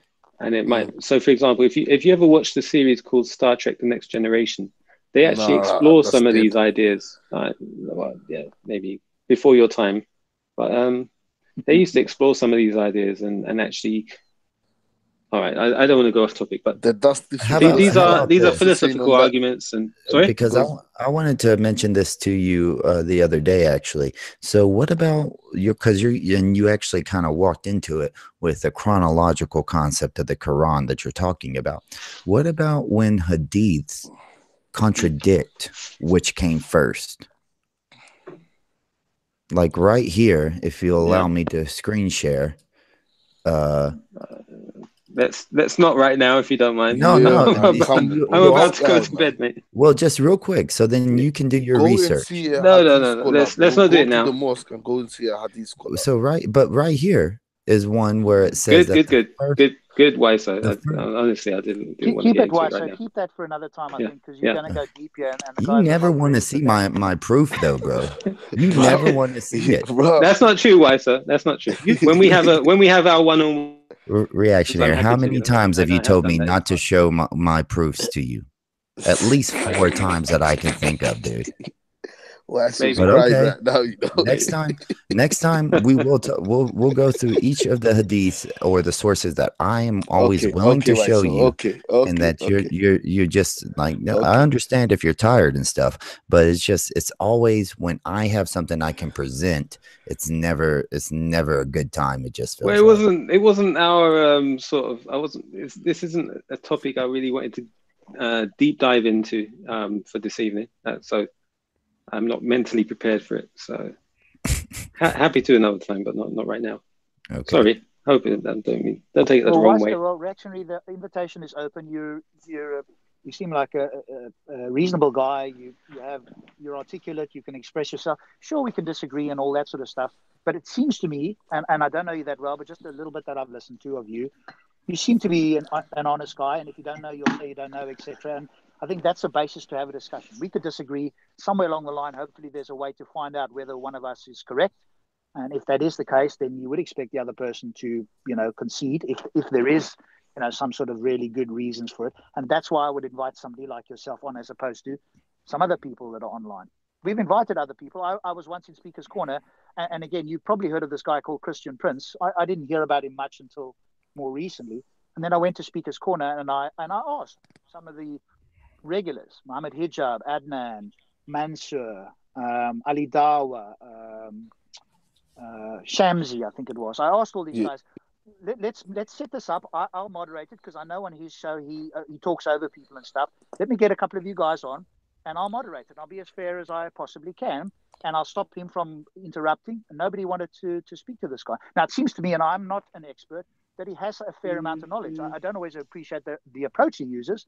But again, very few people go on there that have that. Now, some people think he's pretty knowledgeable. So why don't people like Hijab, who supposedly buried David Wood, David go Wood. on with Yeah, Christian you need Prince, to because step he's a up your native game, man. You need to step up your Arabic game to reach hijab. speaker. He knows a lot of the stuff, that sort of stuff. Is Muhammad Hijab a scholar? No. Oh, but y'all hold him in that regard pretty much, right? No, Yeah, but he's I'll tell got. you how Everyone recognizes his. Would y'all say knowledge. that I could go and learn Islam from him, even though he's not a scholar? You can easily defeat. Do you send links out about his content? Honestly, I don't know stuff like that? how deep his Islamic knowledge is. What I can say is that he's familiar with verses from the Quran, that he's able to recite them from memory, and he applies them in the correct sense. Okay, usually. As for his knowledge about Islamic matters, he's able to communicate on non-religious matters, for example, feminism and atheism and homosexuality and these types of things. As for Islamic scholarly discussions, I'm not sure what level of knowledge you get the reason I asked that question, right? Because a lot of Muslims hold him in high regards. They'll send links to his videos as opposed to links of sheikhs talking, right? Why would they do that? It's really knowledgeable, isn't it? If you want to hear sheikhs talking, it will be in Arabic, and not always. That's not always I guess true, the best that you'll find American in terms sheikhs don't speak Arabic in front of their people most of the time. They do it in English. Now they pray. Islamically, there's hardly anybody in the English-speaking world that we recognize as scholars. I didn't say that they don't know Arabic. I said that they speak to their audience in English because it's more acceptable. And of course, they will recite inside of Arabic from time to time. Are you telling me? Yes, that's what I'm saying. Dude. Okay, I'll correct you then. Reactionary, do you mind if I just interject 1 second, please? Go ahead. Could I just ask a question of both yourself and Rob? As Rob seems so keen to have you on his show, maybe a prelude to that could be his views on race realism, as it does say in the Quran, from my understanding, limited understanding, may I add, that tribes are separated. I'd like to know Rob's view on his race realism and yourselves. What does that have to do with anything, dude? Just as a prelude to Rob's show, he says he'd be unbiased. Maybe we could have a prelude to see what it'd be like to be on the Gin and Tonic show. Maybe you'd get more viewers if we can see that Rob is unbiased and is willing to give his views. So Reactionary and I are having a conversation, and then you want to interject to make it about race when we're on a Muslim channel talking about Islam and atheism and philosophy. You want to interject and try to go into race. No, maybe he's got a question he wants answered from Rob because he has to go shortly, and he doesn't. Maybe that's. I don't know. He can go on Gin and Tonic and talk about it. Why does he got to interrupt you and I talking about something I think is actually kind of important? This concept that we're told to go see scholars, but yet plenty of Muslims will just send a link to Muhammad Hijab. Okay, can I just say honestly, your accent is fascinating, and I'm not going away from your question. I was genuinely interested in something else. That's all it was. I wasn't trying to. Well, I'll give you a quick answer, if I may. Hey, I'll give you a quick answer. If depending on what you understand by race realism, I don't talk about it much. So, if some people's common definition of race realism is about cognitive ability, I don't think that in and of itself defines races. But if it's about cognitive ability, then I think there are plenty of studies that show there are differences among different groups. However, the interesting thing is there's a bigger difference within a group than between groups. And I will be led by the science. So if the science, for example, said that, quote, Europeans had the lowest cognitive ability, I would accept it. It wouldn't change my life. I'd go, what can I do with the ability I have? And it wouldn't change my view towards individual people either. If the science says something, I think we can go with the science without having to make it about racism or anything like that. So I'm led by the science. I'm not interested. If it were that people of African descent had the highest cognitive ability, great. If it happens to be Eastern Europeans or East Asians, as it appears to be, great. I don't care one way or another. What I do care about is what the science actually says. And that doesn't influence my view speaking to you or to anybody else, whatever their skin color or anything else is. Okay, would it be true to say then, Rob? Yeah, no, that's a good answer.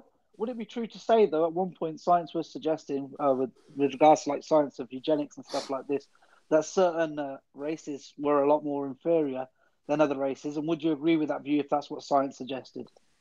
Well, it depends what you mean by inferior. So yes, I think back in the 1800s, they had sort of the science was very limited, and they had, and I'm not sure to what degree they used science, but if they did use science at that stage, I think we can clearly say they were misguided.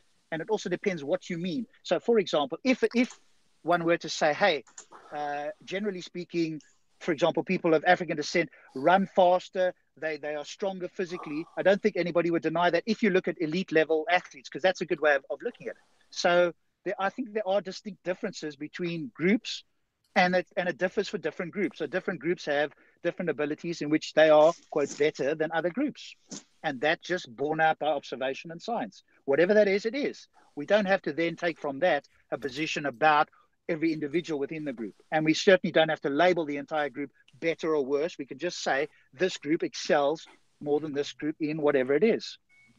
And if I may, real quick, it's funny how you want to talk about race realism, but you won't talk about religious superiority. You won't talk about how the worst Muslim is still better than than any good-deeded kuffar, right? But you're willing to talk about racism.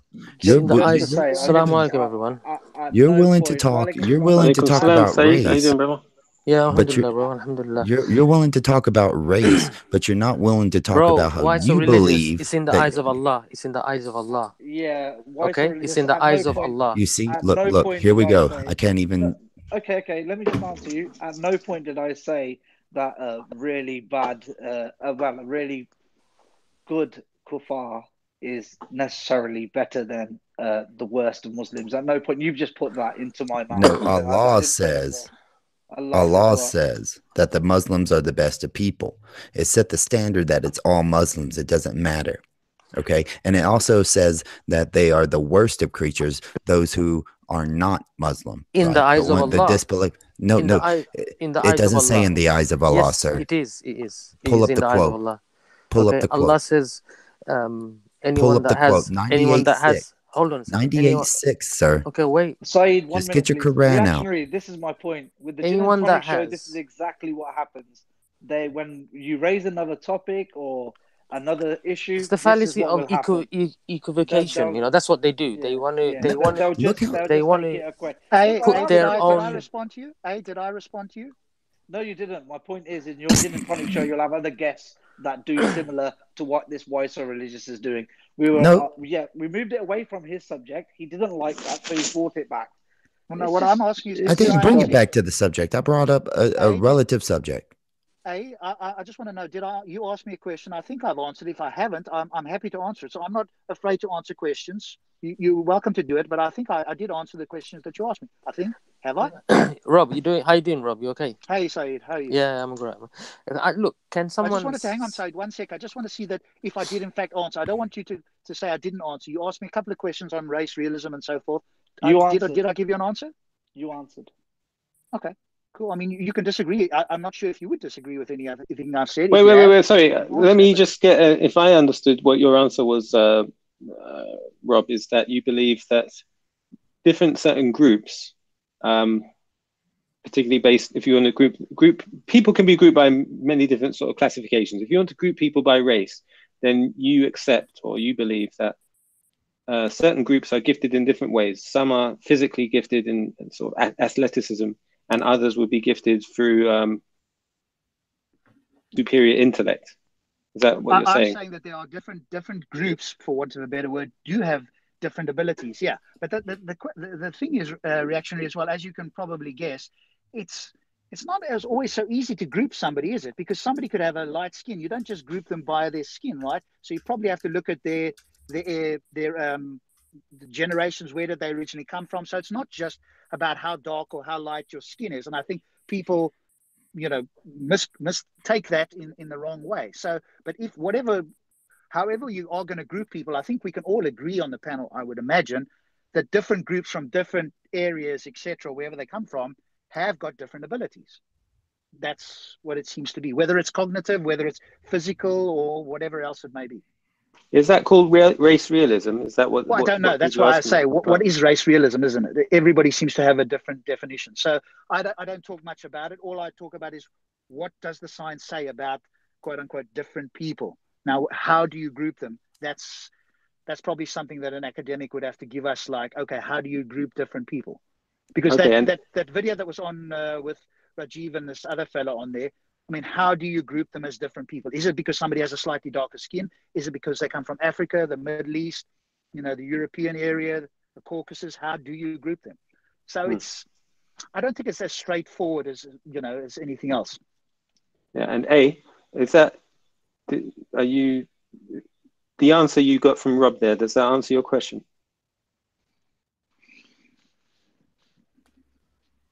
Hello, A. Is A still there? He might have stepped away. Might have dropped away. Yeah, okay. Yeah, okay, that's fair enough. Is that Rajiv and Ralph, or somebody else? Yeah, Rajiv and Ralph. Yeah, and Ralph. Okay. Yeah. Sorry, reaction. I missed that last bit that you said. I was just looking at something else. I just wanted to know, did Rob answer your question? Did he answer the question you asked him? He answered my question. The point of asking the question was to show you what his show is like. You'll notice he went on to say that you'd have to ask a real academic with regards to stuff like race realism. When Saeed came on, man. When we say that you need to speak to somebody of knowledge with regards to religion. Yo, is that Saeed, yeah? Yeah, man. Reluctant. Salam. What's my salam, brother? You must have been too busy trolling. No, I was typing. I was doing some keyboard jihad, you know. Okay. I said salam in the chat, in the comment section, and when I came on. Okay. Walaikum assalam, mate. So Rob, then A is saying that you're applying one criteria against Muslims, but a different one for yourselves. Okay, so if you listen to me carefully, the reaction, what I said was, in terms of trying to define what a race is, there we probably need to go to a scholar to define what a race is. That does not preclude us from talking about cognitive or physical or other traits or attributes of people, and that those sort of things appear to be relatively straightforward to understand based on science. But how you actually group people, Rob, that's my a bit point more is challenging, perhaps. Rob, my point is you said we need a scholar to define something with regards to race, which you could find many definitions online for. Would you agree? Yes or no? Yeah, you probably can find different definitions. So my point being is you're willing to go to a scholar for something such as the word race, but when we say to you, you need scholars for such things such as Islam or to learn Islam, then you're reluctant and see it as a get-out clause. Because, that's my point. Okay, hang on. Islam is a religion. It's a belief. It's a faith. It's not a definitive fact unless you believe it is. Okay? It's a way of life, my friend. That's a totally different. Correct. Way of life. Totally different concept of what you're talking about as far as using academic studies, compiling data, putting it all together, having it peer reviewed, and then being able to be counteracted by other people who are trying to mount amounts of data against you. Ironic about your reply is exactly what you said could be applied to Islamic sciences. That's not, but that's not true. That's just not true. Hey, to you, it's not true. No, it's just fundamentally not true. Okay. Why? And if you let me try to, No. Before you go on, what you've just said something's not true. What do you know about Islamic sciences, and are you a muhaddith? What do I know about Islamic sciences?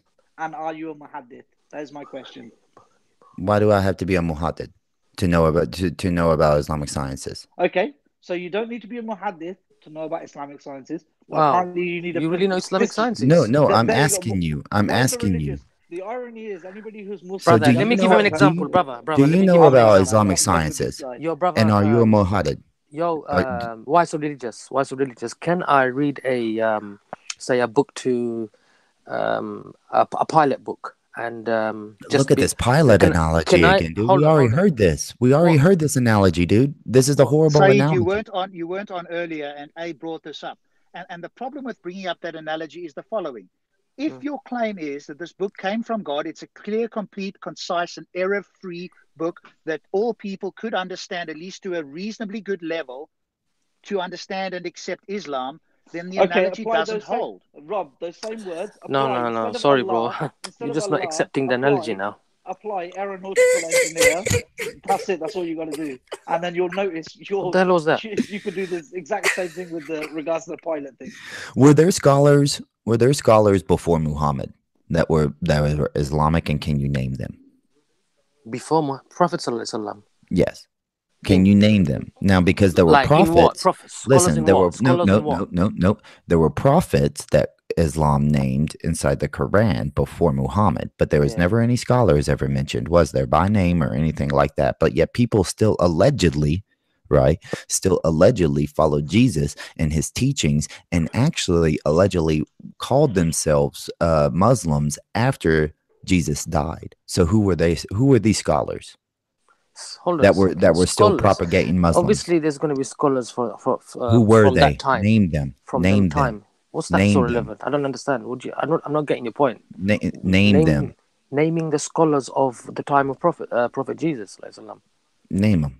Why? Why do you want? Why? I don't get that. Because you're saying that people should learn the religion from the scholars, right? Well, what about the people that didn't have scholars? People who around the time of our prophet learned of our prophet. You don't. But I'm not saying him. I'm saying Jesus. And then Jesus was allegedly Jesus was the teacher. But no, he was the prophet and the messenger, right? That's what I'm saying. He was the teacher. That's let what me I'm saying. finish, dude. Okay. That's the reason let me finish. So then God, Allah, makes it appear to the people that their teacher and prophet had died. So, and then Allah speaks inside the Quran that there were still people after Jesus's alleged killing on the cross that were still Muslim. Where are their scholars? Actually, do you get that? I'm not getting it. What is your point? Let me rephrase it, if I may, just to see if this helps. I think what Weiser's point is the following: that Jesus died, and between Jesus and Muhammad, there was this big gap of 600 plus years, right? And but we don't believe he died, though. We don't believe he died. That's not the argument. He died or wherever he went, Jesus at some point stopped interacting with other human beings, correct? Yeah. So between the time he stopped interacting with other human beings and Muhammad came on the scene, there's about 600 plus years, right? In that period of time, what scholars were there? Because the claim was that you have to go to scholars to get a better or a deeper understanding of Islam. And Weiser's point is, well, where were these scholars in this 600-year period between Jesus stopping interacting and Muhammad coming on the scene? Because if there was no scholars at this period of time, then how could these people possibly get a deep understanding of Islam? Look, because it got lost. All that stuff got lost in time. So that's why Allah sends another prophet, which was our prophet, which was the complete of our deen, and he made sure it was preserved, so there was no necessary for any other future prophets coming. So that's what it is. But the Quran doesn't support that. I understood that there were scholars from the Jews, for example. They had scholars. Oh yeah, the Muslim. It's just that. Yeah, but the Quran doesn't support at the time what you just said. In Medina, one of the most learned Jews came and he recognized the Prophet ﷺ as was foretold, and he accepted him as a prophet. He asked him a few questions which only a prophet would have known the answer to, and likewise there were some Christians who were learned people as well. If he's asking a question that only a prophet knows the answer to, and Muhammad gave the right answer, then that means the guy knew. Then that means that guy was a prophet, because then he knew that the answer was right. No. He was foretold in the scriptures, of course, right? No. That's not how it works, buddy. You can't. I can't. Likewise, when the Prophet ﷺ was taken to Waraqa ibn Nawfal, who was I think he was the cousin of Khadija, radiallahu anha. Anyway, he was a man who converted to Christianity, and he had learned some basics of their religion. And he recognized that the messenger of Allah, that the Prophet Muhammad ﷺ was the messenger of Allah. But he believed that Christian believed that Jesus, from their teaching, all his scholars taught him that Jesus died on the cross and resurrected on the third day. And according to the Quran, okay, what Saeed said isn't the narrative. The narrative is that even after Jesus was shown or seemed to have died on the cross, the people didn't believe that he was Christ. They didn't believe that he was the Son of God. They still only worshiped the one true God. So what I'm saying is none of those scholars. Why so? You're going on a different topic to what you asked Saeed about. That's what I You just asked what mentioned. Saeed was trying to answer is that's exactly what from I the was time of thinking. Isa's the end of his time as a until the coming of the Prophet Muhammad sallallahu alaihi wasallam, that period of time, who was teaching the people their scripture? Who were the scholars? Who were the ones that were teaching? Correct. After Who were the Jesus scholars? died? Yeah. And you asked us to name some. Yes, And name them that were teaching. We can name that two Jesus people, was. but I don't know I any others. I said name them that were the Muslims, the Muslim scholars who taught what allegedly Jesus said inside the Quran, that he was not the son of Allah and that Allah is the one who deserves all worshiping, because we can see instantly inside of Christian sources and such that the Christians automatically started believing that Jesus died and resurrected. But what I'm getting at here, Christians didn't believe he was God straight away. I mean, even Rob will back me up on this.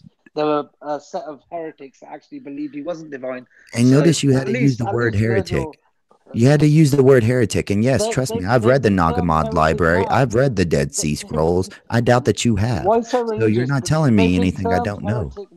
They've been termed heretic now. I know all about the Gnostic scriptures, buddy. You're not informing me of anything. Okay, do you know the Council of Nicosia? Do you know what that was? Of course I do. Okay, so with Constantine. Oh, for fuck's sake, this guy. That was, dude. You're not telling me anything. I think what y'all are doing, either I'm not stating it well, or you're just not wanting to answer the point, which is according to the Quran, the Muslims, there were Muslims, and Jesus was one of them, and he was the prophet and the messenger.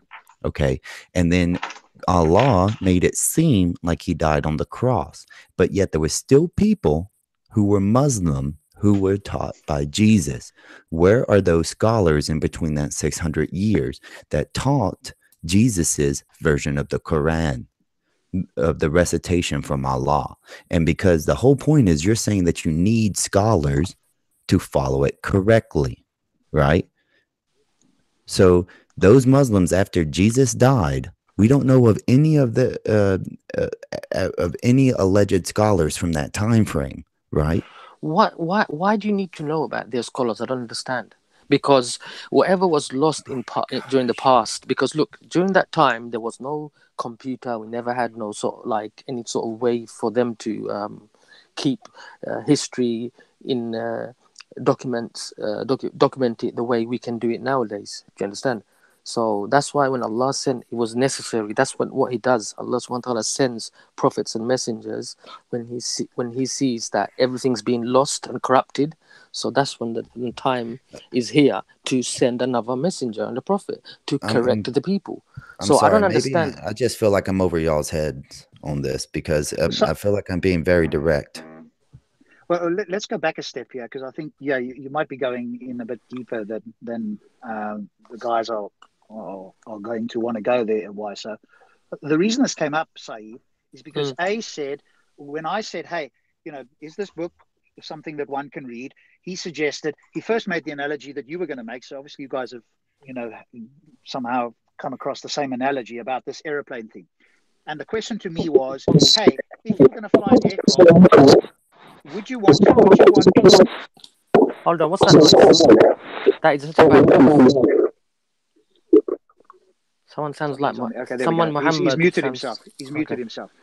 So he said to me, would you want to be in an aircraft with somebody that's learned how to fly an aircraft correctly, been taught how to do it, or would you want to be in an aircraft with somebody that learned it from a book in the street? And I said I'd want to be in an aircraft with somebody that learned how to fly it because they would have had more experience. He went, okay, if that's the case, then the same should apply to Islam. And I suggested, no, that's not the case, because to make the analogy work, to have a correct analogy, it would have to be, hey, here's a book that's come from a divine source that teaches you how to fly. And then if that's the case, all you need to do is read the book and you can fly the aircraft. Then the analogy would hold, because the Muslim claim is that you can read this book, understand it, you can convert to Islam, and you can understand it enough to be a Muslim without going to scholars. Do you agree that that's the claim that most Muslims make? That this is a clear, complete, and error-free guide sent down directly from Allah, you and me, and if you gave it to somebody that could understand it on a desert island without scholars, they could read it and become a Muslim. Do you agree with that? Yes, what it is, look, there's so many people reverting, like coming to Islam, like they're not like scholars, they're just layman people, because they're seeking Islam like honestly, with a clean heart. And Allah said, those who seek the truth with a clean heart, Allah will open their heart up. And if they don't, Allah will close their heart up. No matter how much they look into it, they're not going to find the truth, because they are looking into Islam with the intention of, I want to find something wrong. If I don't find something wrong in this page, then I'm going to find something in the next page and the next page. Or then make it up. Saeed, that seems to be problematic, because anyone who critiques the Quran strongly enough, somebody could then claim they've got a closed heart. So that's like an unfalsifiable claim. So I don't think you can really bring forward that claim, because anybody that accepts Islam, you will say has an open heart. Anybody that critiques it too much, be it a Bob the Builder or whoever it is, this is what Allah says, though, isn't it? This is what Allah says. Do you understand? Allah says that. Whether it's Allah or you, that's an unfalsifiable claim. It's a nice claim to just reject anybody that critiques it too much and go, hey, they've got a closed heart, there's no way they can change, instead of going, maybe they've got a critique here that I should pay attention to. But this is our criterion, isn't it? Because what Allah says, those who with clean heart, open mind, and search the truth, they will come to Islam. Now, what you're talking about is like regarding fiqh and a lot of aqidah issues, this and that. You have to go to scholars. Like, you have to study the deen for 10, 15, 20 years plus, like Medina University, for example. But simple things like this, the 5 pillars of Islam. If Prophet Sallallahu 1 minute, please. Yeah, go on. Sorry. Rob, with regards to your analogy, you just said that because it comes from the divine, then that should be the book that teaches you how to fly.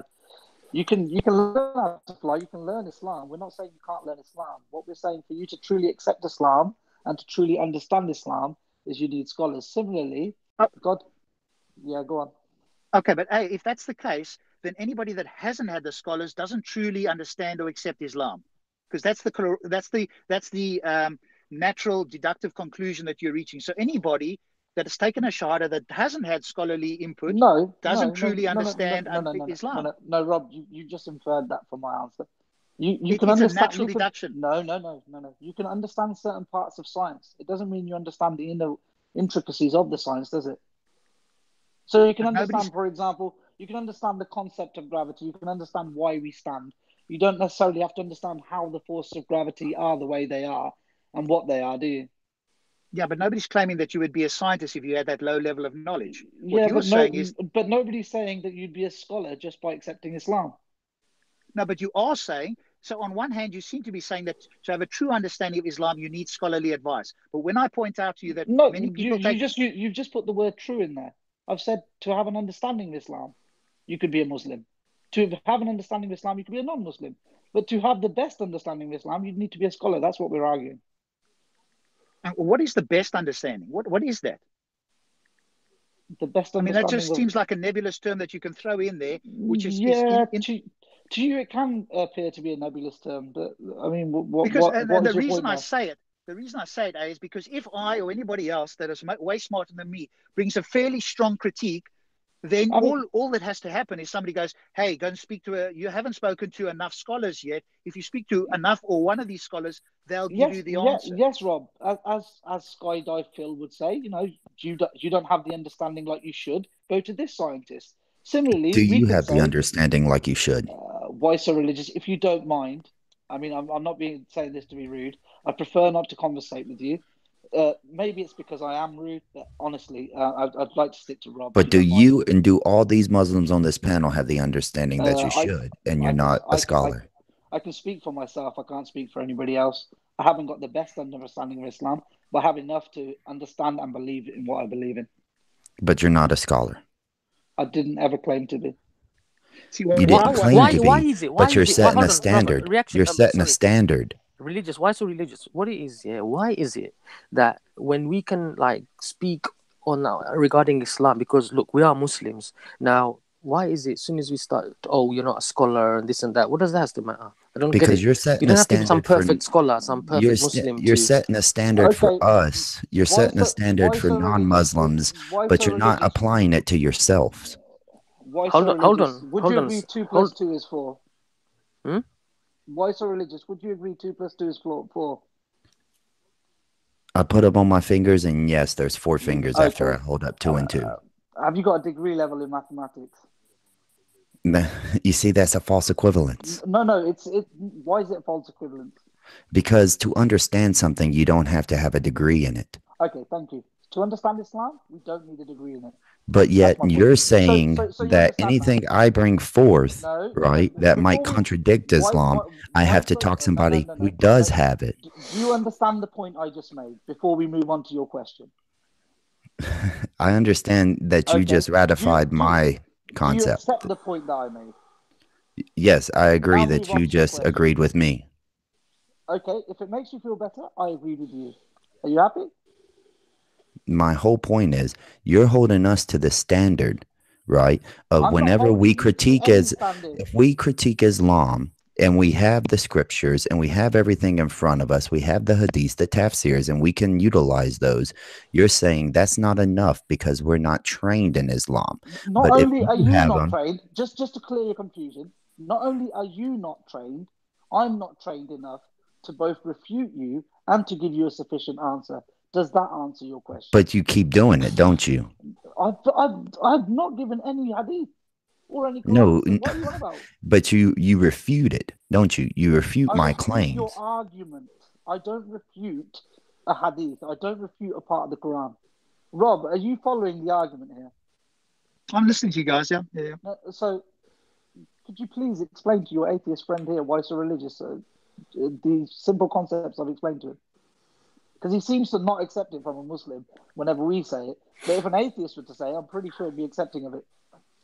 Okay, so what I seem to hear from yourself, though, is you make the analogies with mathematics and so forth, and then you want to apply that to Islam. So can I get a clear answer here? So in my head here, what does it take to be a good, or let's just say a knowledgeable to be a knowledgeable Muslim? Do you have to go to scholars, or is everybody in this panel here a bona fide Muslim? I'm in no condition to even bona fide Muslim, like exactly. What does that even mean? Like, I know what it means, Rob, but look, Rob, you can say somebody has a basic level understanding of science. You can say somebody has I don't know what you'd call it. Look, we can explain Islam, why I believe in it, like best of our ability. But if you're talking about like the things I don't know, obviously I'm going to say I don't know. I have to refer to my scholar or something like that. Or all right, Saeed, let me ask you this, and maybe and the other guys can jump in here. When I hear you guys say that the all-powerful creator of this universe and whatever else is available out there in reality sent down this book, there's, in my view, he never sent it. Okay. The power of this book via the intermediaries, if they got it 100% accurate, as you claim they did, the power of this book would be, the message would be so clear that there would be zero other interpretations. There would be one interpretation. Everybody that read it in any single language would be able to understand it with a single interpretation. Let me ask you this question. Is that possible for the creator to do? Say that again. Sorry, repeat that again, please. Is it possible for the creator to send down his message that it is so clear that every single human being on this planet who's got a reasonable level of cognitive ability could read it and come to the same interpretation, whichever language is in? I'm asking you, is it within the creator's power to do that? Yes, of course he can. But look, it's his world, his earth. We're his creation. He chose it. This is the way this test is going to be. This is the way he wants it to be. Rob, what you're basically trying to say, these questions, man, are... Rob, what your basic argument here is, look, I, without being a creator, this is what you're basically saying, how I interpreting your question. I, without being the creator, I'm telling you, I could do a better job than the creator. Don't you agree with me that he could have done it this way? That's what you're basically asking me, and that's what I've interpreted from your question. What I'm trying to say to you is we can't understand the mind of God. You're going to say that's a get-out clause. We can't understand the mind of God. And the book that he gave was sufficient enough to guide. At the start, it was hardly any, and it's grown to nearly 2 billion people right now. So, I mean, it's guided a fair few people, I'd say. So, okay, but, hey, let's just use rationality and logic. I just want to understand from you, because you didn't answer it clearly last time, but other people on the panel can as well, if you like. Is this a clear, complete, concise, and error-free message from the divine creator? From my understanding of it, yes. Okay. If that's the case, based on what you've said, not what I've said, I've asked you the question, you've responded to me. Should we, based on that criteria, should every human being that the creator created be able to read this and come to the same understanding, same interpretation? Not necessarily, because what you're saying is that's down to understanding of the human being, isn't it? Okay, so if you say not necessarily... Humans, so what you'll understand here is the humans, I haven't said, are error-free. I've said the message was error-free. Do you understand? I understand that, the yes. difference? Okay. Of course I understand the difference.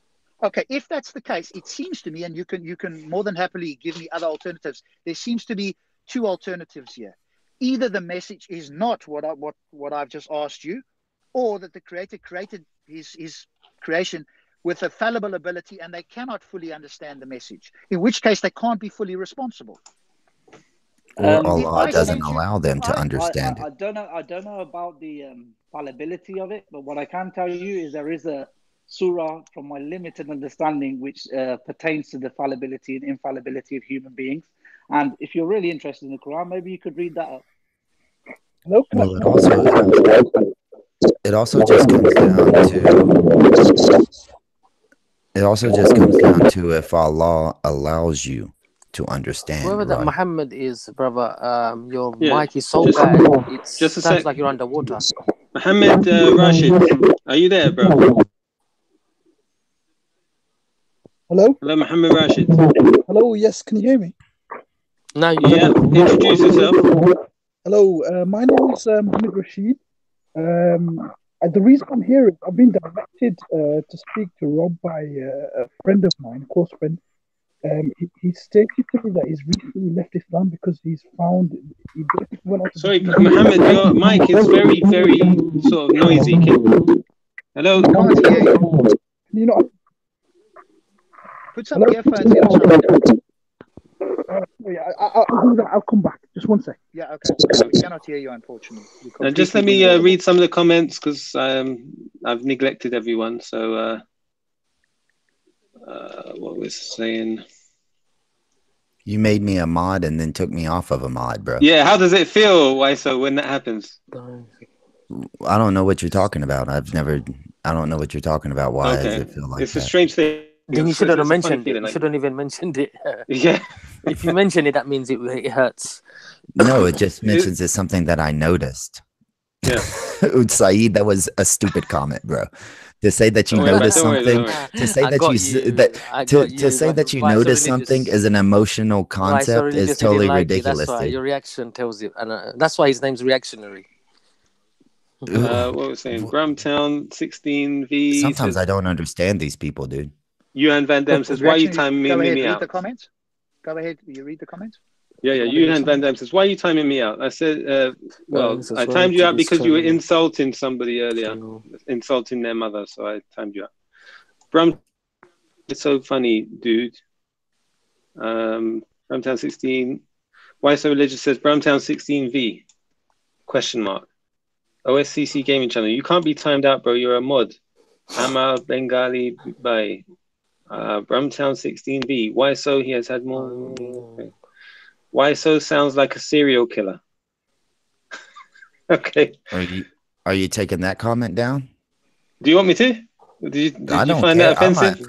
No. I'm a free speech. I'm a free speech absolutist. But when I'm getting taken down, and listen, there's been comments earlier which I took down, right? So I've took down a lot of comments. Dude, reactionary. The whole point here is, dude, you'd have to admit, dude, that I don't get treated like you treat other people on here. You've even blocked me. Hold on. You always say that. Hey, do I mistreat you, Weiser? You do. You're off and on, bro. But I'm just saying, you'd have to admit, if I come on here and I start cursing like Grey Dunya do, you're not going to allow me on here. And then you've actually blocked me from being able to put comments. And then when I called you out on it, you took it down. Thank you, I appreciate it. But I had to come from a different channel. And then you do allow me on here, and I agree. But and that's a great thing. But what I'm saying here is, you are not consistent, bro. I try. Okay, I'll maybe take your point. I'll take your it. advice, Wiso. I'll take your advice, and I'll try to be a bit more proactive in being consistent with you. Apologies if that's the case. Avi Sheckelstein says reactionary won't make me mod because he hates Yahud since his constant chanting of Khaybar Khaybar Ya Yahud. I didn't get that. JK says thank you to the panel. Good discussion. Ewan Van Dam, a serial killer.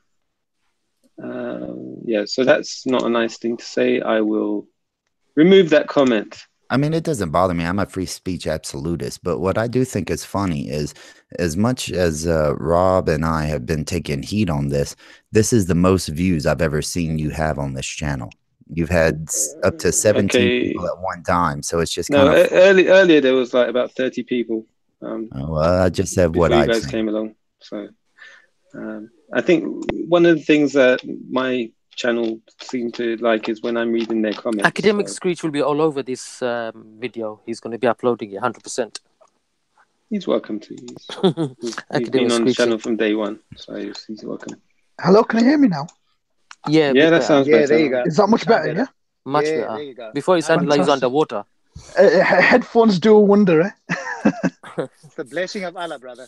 Alhamdulillah. One sec. Yuhan Van Dam says Wiso is so thin-skinned, it's unbelievable. Do you want me to delete that comment, Wiso?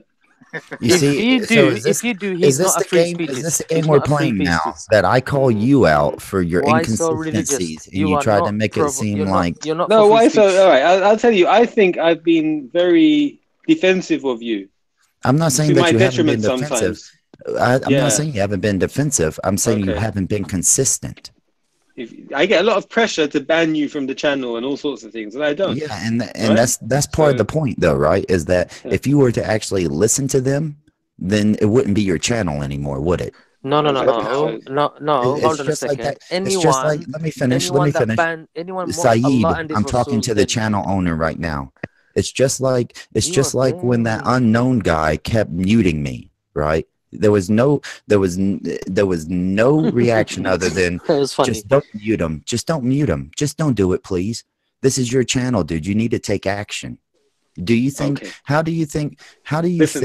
Everything you're saying show or my channel? No, what you're saying is sort of right, but the idea of this channel wasn't, especially in them chat, it wasn't supposed to be some organized debate thing. I didn't come with the energy to be proactive on the thing and control who's monitoring and who's muting and all that. So I just said, guys, don't mute. I expected them to behave like adults. They carried on behaving a bit like children. So then I had to sort of be a bit more vocal. That's the way I addressed it tonight. So I do. I have to take responsibility. It is my channel, but I apologize if you were treated wrongly, which you were. On my channel, and I did point it out. Guys. Even on my channel, I have said that you have defended me and that you do step up from time to time. I've said that even on mine. It's just, all right, from my perspective, it takes a bit of energy, and I'm quite a lazy person. Why so religious? Any more ass licking, you're gonna have to become a Muslim.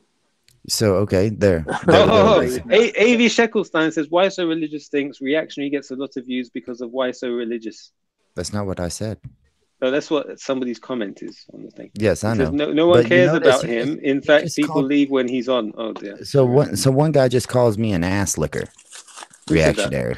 He was just a banter, man. Come on. It's the point, man. Dude, that you and your audience would not react the same way if I started talking this way to y'all. Bro, that's come my on. Whole point. If it's genuine, harmless banter, it's okay. But if you're going to be doing bants with, say, Allah and his Prophet in a dirty, sadistic, malicious way, then of course we can't take it. Because, okay, look, that's what I'm saying. Comment. That's done. All right. So I just deleted the comment. Why so? Somebody you've got to find something bad about me. Oh my God! Come on, I'm feeling left out here. Come on. All right, let's start with Rob. Let's move Rob, on. you're a narcissist.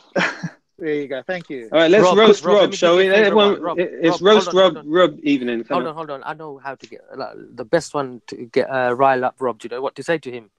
Rob, Sabur finished you. There we go. There we go. That's the That's best my man. one. That's the my best man, one. Saeed. Because I That's saw. my Did man. he? Did he? Yeah, Is it yeah. true? I never watched it. Is it true? Listen. I saw Rob. After when Sabur destroyed him, he likes that word destroyed. Anyway, destroyed him. He put his camera gear up on eBay for sale. Everything half price. There we go. There we go. No, I've got only one. joking, I saw only one joking. clip. I saw one Only clip joking, where Rob was Rob. talking to Skydive Phil, and Skydive Phil says, "I don't see what's wrong with it with incest." And Rob was like, "What? What?" And he goes, and there was an old chap. I've forgotten his name. I saw him on Sunday. He was standing next to Skydive Phil. And he goes, "Yeah, that's what Adam and Eve did, isn't it?" So, Well, I mean, Rob that would was my would funny say Rob. Rob would say that first cousin marriage is incest, but you would disagree with him, even though it shares a common lineage and they have a DNA that can morph together and cause birth defects.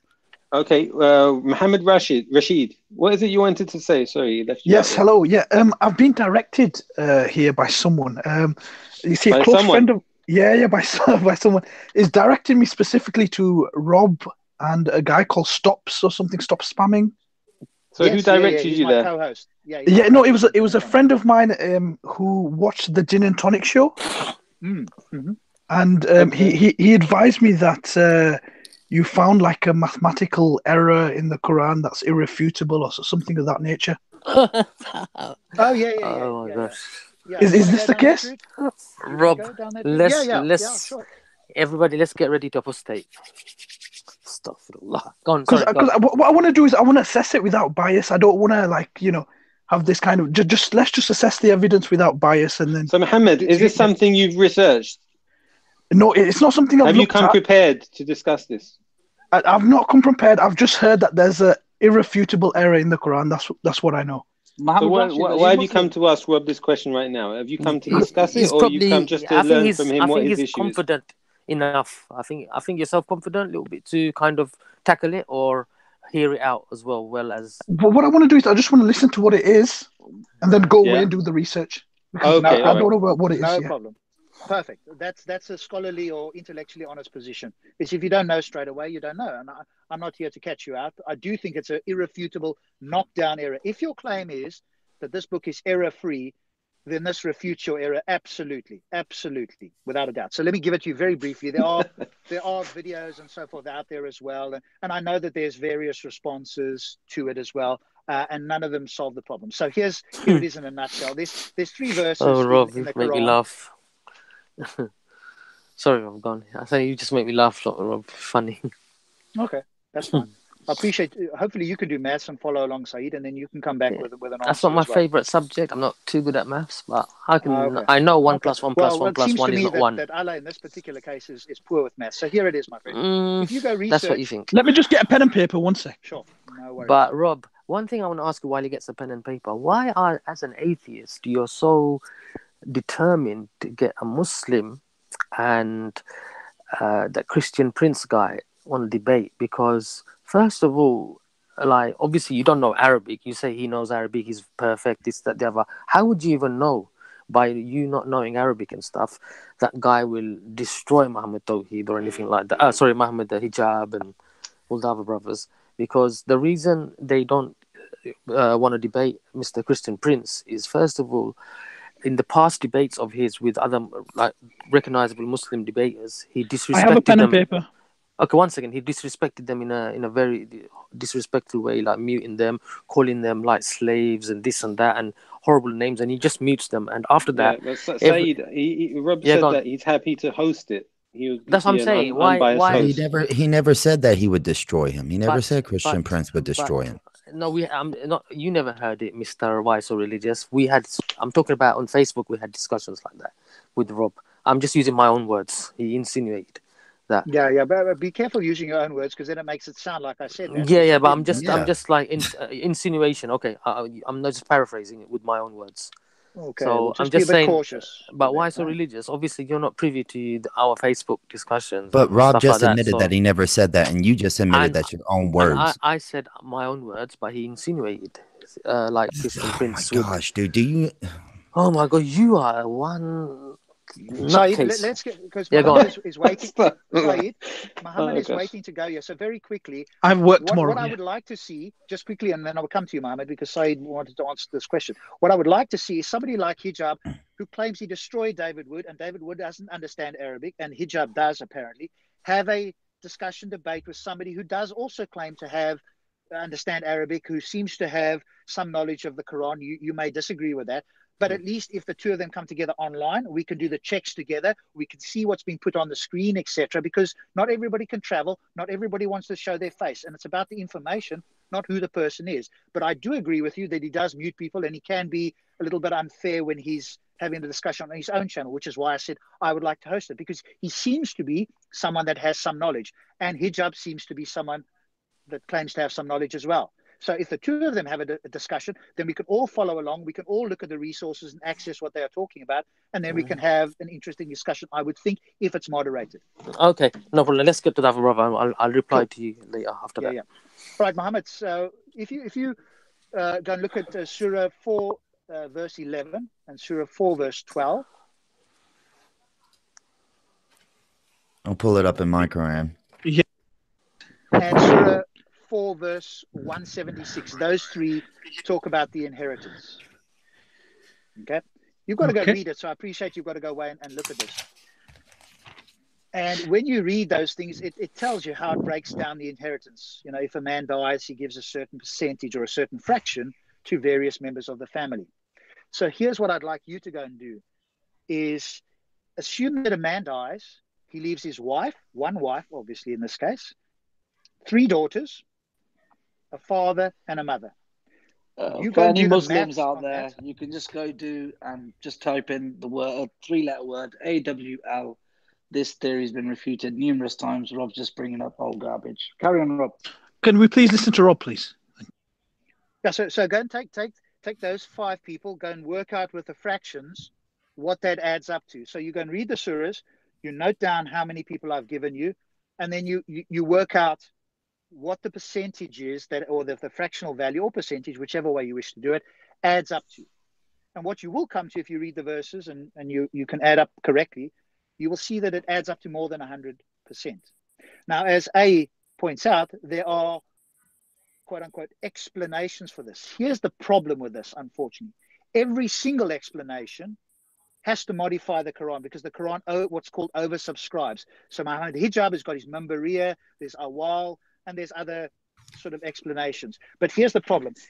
Either you have to take the scholarly answer, or you have to take the Quran, and they are not the same. So you now have a scholar that is redoing the fractions so that they do add up to 100%. Because obviously people found this out before. But most Muslims have never heard this, because you've got to go and do some calculation. So you kind of read this and you just ignore it. Most of us would, and you move on. But when you do the maths and you look into this a bit closer, you find, hang on a moment, it does add up to more than 100%, which is impossible. So either Allah didn't do the maths correctly, or didn't sort of come up with this particular scenario if you had 3 daughters, a husband, a wife, father, and a mother. But the scholars picked this up. They did pick this up, centuries or a millennia ago. But their explanation to fix this, quote unquote, was to reduce the portion sizes. Now Muslims go, look, and I had somebody the other day who goes, look, it's been explained. The problem is what the scholars explain is different to what the Quran says. So now the question is, which one do you accept? Because they're not the same thing. And you would have to accept the Quran, yeah. Correct. And you have to accept the Quran. This goes back to my earlier point with regards to Rob and his refutation of scholars and not believing in scholars. You could do the same with science. You could say that, oh, well, this science textbook says this, but according to this now, there's something new. So therefore, what do? You go to a scientist, somebody who's adequately trained to tell you what the answer is and correct. It's not really. It's been answered like Rob said. But these atheists, they bring these arguments up every couple of weeks and always say it's something new. And this Muhammad guy who's probably brought it up I wouldn't be surprised if he's one of Rob's Rob's Look at the about to bring up. conspiracy theories. Look at the conspiracy theories going on here now because somebody has a question about something that they don't know, right? And then all of a sudden they're in cahoots with somebody. Hey, what is AWL you said earlier? It's He said that AWAL. A wall is what it's called. yeah, AWAL. It's the refuting. AWAL, yeah. It's various refutes, such as some will say that it's in the language of the Quran, where if a man is dead and then he leaves a part in his will, right? That one of the refutations would be that in the Arabic, when he leaves something, it's supposed to be divvied up by the total, as opposed to where it actually says in the Quran as of what's left.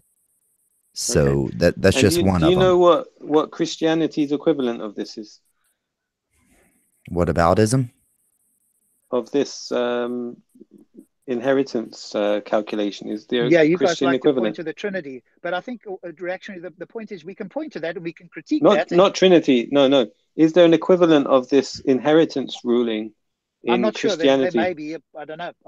The difference, though, with Christianity, though, reactionary, just to point that out, some Christians, not all, but some Christians, in fact, probably more than some, claim that the Bible is the inspired word of God and that there are, in fact, here and there little errors. And if there's a contradiction, that's not a problem. In fact, Bob the Builder said this. He said this. I was quite surprised, but he said this. As long as the main message remains, uncorrupted, they're fine with that. So they've got a lower standard than yourselves. You guys say this is direct dictation, so every word and everything in there is correct. So yeah, fair enough. I get your point. You're questioning. You're questioning. I know what you're questioning. Because you guys have got a higher bar. What I'm trying to understand is Islam does have a rule about how to calculate inheritance, fractions and so on, sharing of inheritance. Does Christianity have a similar thing? No. How do Christians decide the disbursement of inheritance? It's their own personal decision. Okay. Hello. Can I just Judaism? confirm? Just before I go, can I just confirm? You said Surah 411, 411 and 412, 4176. The father has one wife, 3 daughters, a father and a mother. Correct. Yeah. Okay. And the fraction, and then just to work out the fractions. Yeah. Yeah. It ends up, just so you know, but look it up yourself. 9/8 or 112.5% is what it ends up at if you follow what the Quran says. And clearly, obviously, I think you'd agree that that's impossible. So now we talked about this on with Takia Watch one night. Me, Takia, and Mahed. And Mahed explained it all quite well, if I remember correctly. I'm not sure which video it was, but it should be on Takia Watch's channel as well. What I'll do is I'll look into it, and then if I can get back to you next week or something, I'll just take a week. Friday if you want to come on, or message me if you don't want to come on live. Sure. It's just I'm a bit ill at the moment at this, because you can probably hear it from my voice. Sure. Yeah, so I'll try and make it for next week, hopefully. And what about Judaism then? Do you know if Judaism has a similar ruling? I'm not sure. No, I mean, we'd have to ask one of the Jews that really understands the Torah quite well. Okay. All right. Again, I don't think the Jews make the claim that that it's directly dictated. So I think the difference is with your book, you've set the standard much higher, but that also means that in theory, potentially from your point of view, it's easier to critique because you only need to find one thing wrong and that refutes the claim. Whereas with the Christians, they don't do that. They go, hey, if there's a few errors there, that's okay. And man kind of got inspired and man was fallible. And if there's a few errors, that's not a problem, because as long as the main message remains there, then Christianity stands strong. So how many things do you think you found wrong with the Quran so far? Well, this for me is the knockdown error. I mean, there's other things that we can debate. I mean, the scientific things, if you don't go with the scientific, then obviously we don't have a problem with that. So it just depends what claim. So I will always ask somebody, what is it that makes the Quran special, or do you think is a direct dictation from God? And then I'll allow them to do it, because not everybody makes the same claims. So it depends on what claims they make. Reactionary? Yeah, who's that? Yes, A again. From my understanding, the verses were revealed at different times in different scenarios. So there's another thing. So he's taken inheritance law from one part, a ruling given with regards to one thing, and then he's gone on to another verse and giving a ruling according to another thing. So, So are you claiming that it's abrogated? So then, if you just let me finish, my friend, or you could just interrupt every time, like you ordinarily do. No, So I'm he's trying to given a understand. Okay. You could just say that you believe it's abrogated. So if you're trying to understand, then I'd suggest you use your two ears rather than your one mouth. Okay. What you do is if you went to get a verse, for example, if the Prophet Muhammad SAW was asked a question in regards to somebody's family and they had two sons, for example, I'm just saying this off the top of my head, and they had two sons, then a Quran verse was revealed in relation to that particular problem. Then he's later given you a Quran version. Quran interpretation was given in relation to another problem. And then what he's done is conflated the two, done the maths, and then said that 2 plus 2 doesn't equal 4 because actually it's not 4, it should be 3. That's what he's basically done. But he's not doing that. He's looking at the individual verses themselves and applying what the words say in that verse. He's not mixing matching verses. That's not what this claim is based off of, buddy. Adam, did you mention the awal ruling? Did you say? Is it awal? Why so? If you listen to what I said he's taken a particular verse from there, then taken a particular verse from there. Then in your answer, you said to me, but he's not taking a verse from here, and he's not taking a verse from there. Come on, man. You're not even listening. No, he's using the whole verse. And then you're trying to say, but you're not. I didn't hear you say that the verse, that either one of them was abrogated. So then he's actually allowed to use both verses to make a point. If one was actually abrogated, which the Quran does support, and most Muslims believe in abrogation, then what you're saying would be true in the sense that he could only use one or the other, depending on what even you would have to say what the scholars allow as the one that's not abrogated, which came later. But what I'm saying, he's using the individual verse. He's using the words. He's using the words inside of the verse and applying them. Okay. Why so? What part of America are you from? Because I just want to know where this annoying accent comes from. All right. I mean, I don't think that's necessary, but let me see if I understand. No. Let me just finish with why so first, please, if you don't mind, Rob. Rob, I mean, why so? Look, it was quite clear what I said. Anybody who listens back can quite clearly hear what I said. You've just deliberately just taken it onto abrogation for no apparent reason. Why have you just brought that word into it? Dude, I just explained myself. He is using the verse, okay, the whole verses, two verses that mention inheritance are subsequent to each other, and then there's another verse that is later in the Quran that covers a different scenario. But what this whole concept is based off those individual verses and what they say. The whole concept you're basing on one word. It's like all right, brothers.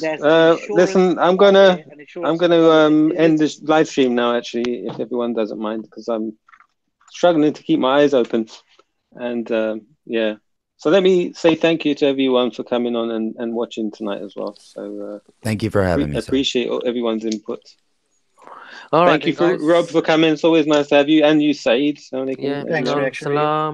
Yeah, join me tomorrow on my channel. Hopefully, we'll go live. We'll carry the discussion on my TYM or my gaming channel. TYM. Nice to meet you for the first time, A. Good to hope to speak to you again. Nice to meet you, Quilliam. So yeah, oh, no. Wait! What was that? A? What was that, Mr. A? That was funny. Going to sleep reaction. No, bruv. No. You have to clarify yourself. What was that? Assalamu alaikum. I'll leave it at that, brother. Yeah, run away. Run away with your tail between your legs, mate. That was funny though. Why is that funny? I think the insinuation is you sound like Majid Nawaz, maybe. Rob kind of got it. I don't know if that's why he said that. He's anyway. Nah, he was just joking, man. He was no. No, I know what he was saying. Reactionary, it was a joke. Don't take it. It was a joke. Trust me. No, bruv. No. Damage is done. hidden agenda. You can't untear Sleep it. easy. I mean, reactionary. Look, a lot of your arguments sound like those forwarded by Quilliam. That's all it is. That's all I've noticed. And that's Which not to say you are arguments, Quilliam. mate? One that I've heard before. That's all I'm saying. Which argument? Look, it's quite easy for you to deny that you support them. It's what's the issue here? Oh, no, tell me one argument then. I can't name one off Which the top argument? Of my head. I can't name one off the top of my head. You're falling asleep. I thought you were falling asleep. Yeah, exactly. He's woken up all of a sudden. Man just woken Yeah, up. you man. mentioned that word, Quilliam, and attribute it to me. It's going to wake me up. That's a splash of cold water, man. Well, if it wakes you up, then that's a good thing. Okay, Yeah. Take care about that. I didn't mean no offense by it. Your dopamine level's gone up, man. Sending me. You're awake again. Yeah. Yeah, no, I'm dozing off again because it's all done. Once again, thanks for having me. I saw on you with your big Reactionary. camera Sunday, Big up, Mr. Waiso. Reactionary. I saw you with You your saw? big camera, massive camera thing. You saw my camera? Mm. Where? Didn't you have a massive camera on Sunday? Where at Speaker's Corner? Mm. Oh, did you like the camera? yeah, I thought so. I thought that's reactionary. Oh my god. That wasn't my camera. No, that was DJ Rizza from. what do you call it? Didn't you stand? You were standing next to it, wasn't you? Yeah. That's why it looked like it was like. Okay, I get it. Yeah. All right then, guys. So. Okay. Nice. Take care, bruv. Nice to see you guys, and yeah. Assalamu alaikum, everyone. Alaikum salam wa rahmatullah. Cool. Thanks, guys. Yeah. See you later, Rob. Chat to you hopefully. Join me Cheers, on my mate. channel, innit? We'll have a discussions and stuff. Yeah, send us the link. You've got my Facebook Messenger from the You know, I can pop on with TYM. Oh, you mean on the thingy? On Hangouts. Yeah, Facebook Messenger or Hangouts or whatever. Do you know my Hangouts email? No. Mine's Speakers Corner UK. So if you do that, Okay, you'll it pick should me up. come up. I don't see you there. I've got a list of individual people, reactionaries on my list of individual people. Oh, you're I've on it jumped out now, of aren't most you? of the Hangouts there. You're on the Hangouts now, yeah. So I can send you a direct. Yeah, Okay, exactly. If you just send me a message, hi, then I've got your name. Yeah. Okay. Yeah, exactly. That's the easier way. Send a message. Yeah, because if you give the link on iOS devices, like Reactionary did in the chat, it won't bring you straight into the Hangout. No. So you've got to copy that link, put it into notes, make a note, and then click on the notes, and then it'll open up the link. I used to mail it to myself, but that was a long way around. Okay. That's a good way. Just use Apple Notes and paste the link in, and then from Notes it'll open the Hangout app. Okay, Otherwise, last thing, quickly before everyone goes, reactionary, just 30 more seconds. Mm-hmm. Is it true, I don't know if anyone knows, that the new, the Huawei phone, the Google Huawei phone, something, I can't remember what's it called. Yeah, Huawei or whatever it's called, yeah. Huawei or whatever, the new Google phone, Huawei, I heard the triple camera at the back, or whatever, it's very good. Is that true? Like for camera and filming purposes, it's very good. And it's like, it's better than the iPhone. Have anyone know anything about it? Rob or anyone? I don't know if you know anything. I haven't seen that. I've got an iPhone, so. No, I've got an iPhone as well. It's just that I was told that the how do you pronounce that name? Huawei or whatever. Huawei. Okay, Huawei. That phone is really heard it's very good. It's better than the iPhone. The screen is, it's the camera and the memory and wireless charging and long battery life. They worked on that, and the camera is very good. And like I said, wireless charging and all that sort of thing. It's very good, I heard, and it beats iPhone hands down. I've heard on these type of things, and you can add to the memory as well. It comes 128 GB standard, and you can put SD cards in it. So for a filmer who films and stuff, that's going to be a very good device to have. The issue is how much zoom do you get, right? Regardless, it's still a phone, so you're not going to have much magnification. No, on that you do as well. On that you do. You have triple camera, triple head camera. Front end, but it's not. It hasn't got a telescopic zoom. That's the issue. No, you can buy a separate ring. You can buy the separate piece to put on it. So, yeah. Well, I mean, if you're going to do it at Speaker's Corner, right? You want a wide angle, and none of the phones have got wide enough angle. So you've got to. That's what I'm saying. This one has got triple. It's got triple camera. 18mm or more. If you've got 16 to 18 mil, then you've got a nice wide angle adapter that you can be nice and close to people in Speaker's Corner. Otherwise, you can put a adapter on it. Plus, it's got triple camera. It's got 3 different cameras on the back. So and it's got like you can put a lot of memory on it, and it's got a long life battery. So I'm thinking of getting that instead of the iPhone 10 because The only problem is with Android, but this was a Samsung, it might be different. You can't record more than 10 or 15 minutes in 4K. If you're recording in 1080, no problem. But in 4K, you can't. The iPhone's unlimited till you run out of no, the hold on. battery or the Yeah, storage. but But with on the Android, new you one, can't. but on the new Android, that's why they've increased the memory and the battery life. So you can just put it comes 128, but when you put the SD card in it, it makes it more obviously you get Yeah, more well, if you're not memory. going to film in 4K, then it's all right. I'm going to test it because Yeah, there's a yeah, limitation in 4K and it switches off so it doesn't overheat, which the yeah, iPhone doesn't yeah. have that problem. That's why I Let's swapped see. back. I had an Let's Android see. and I I swapped just back. don't want to make a mistake by getting Yeah. the iPhone 10. I've got an iPhone 7, and I thought, you know what, might as well get the new Huawei if it's going to be good on filming and more battery life and camera's better.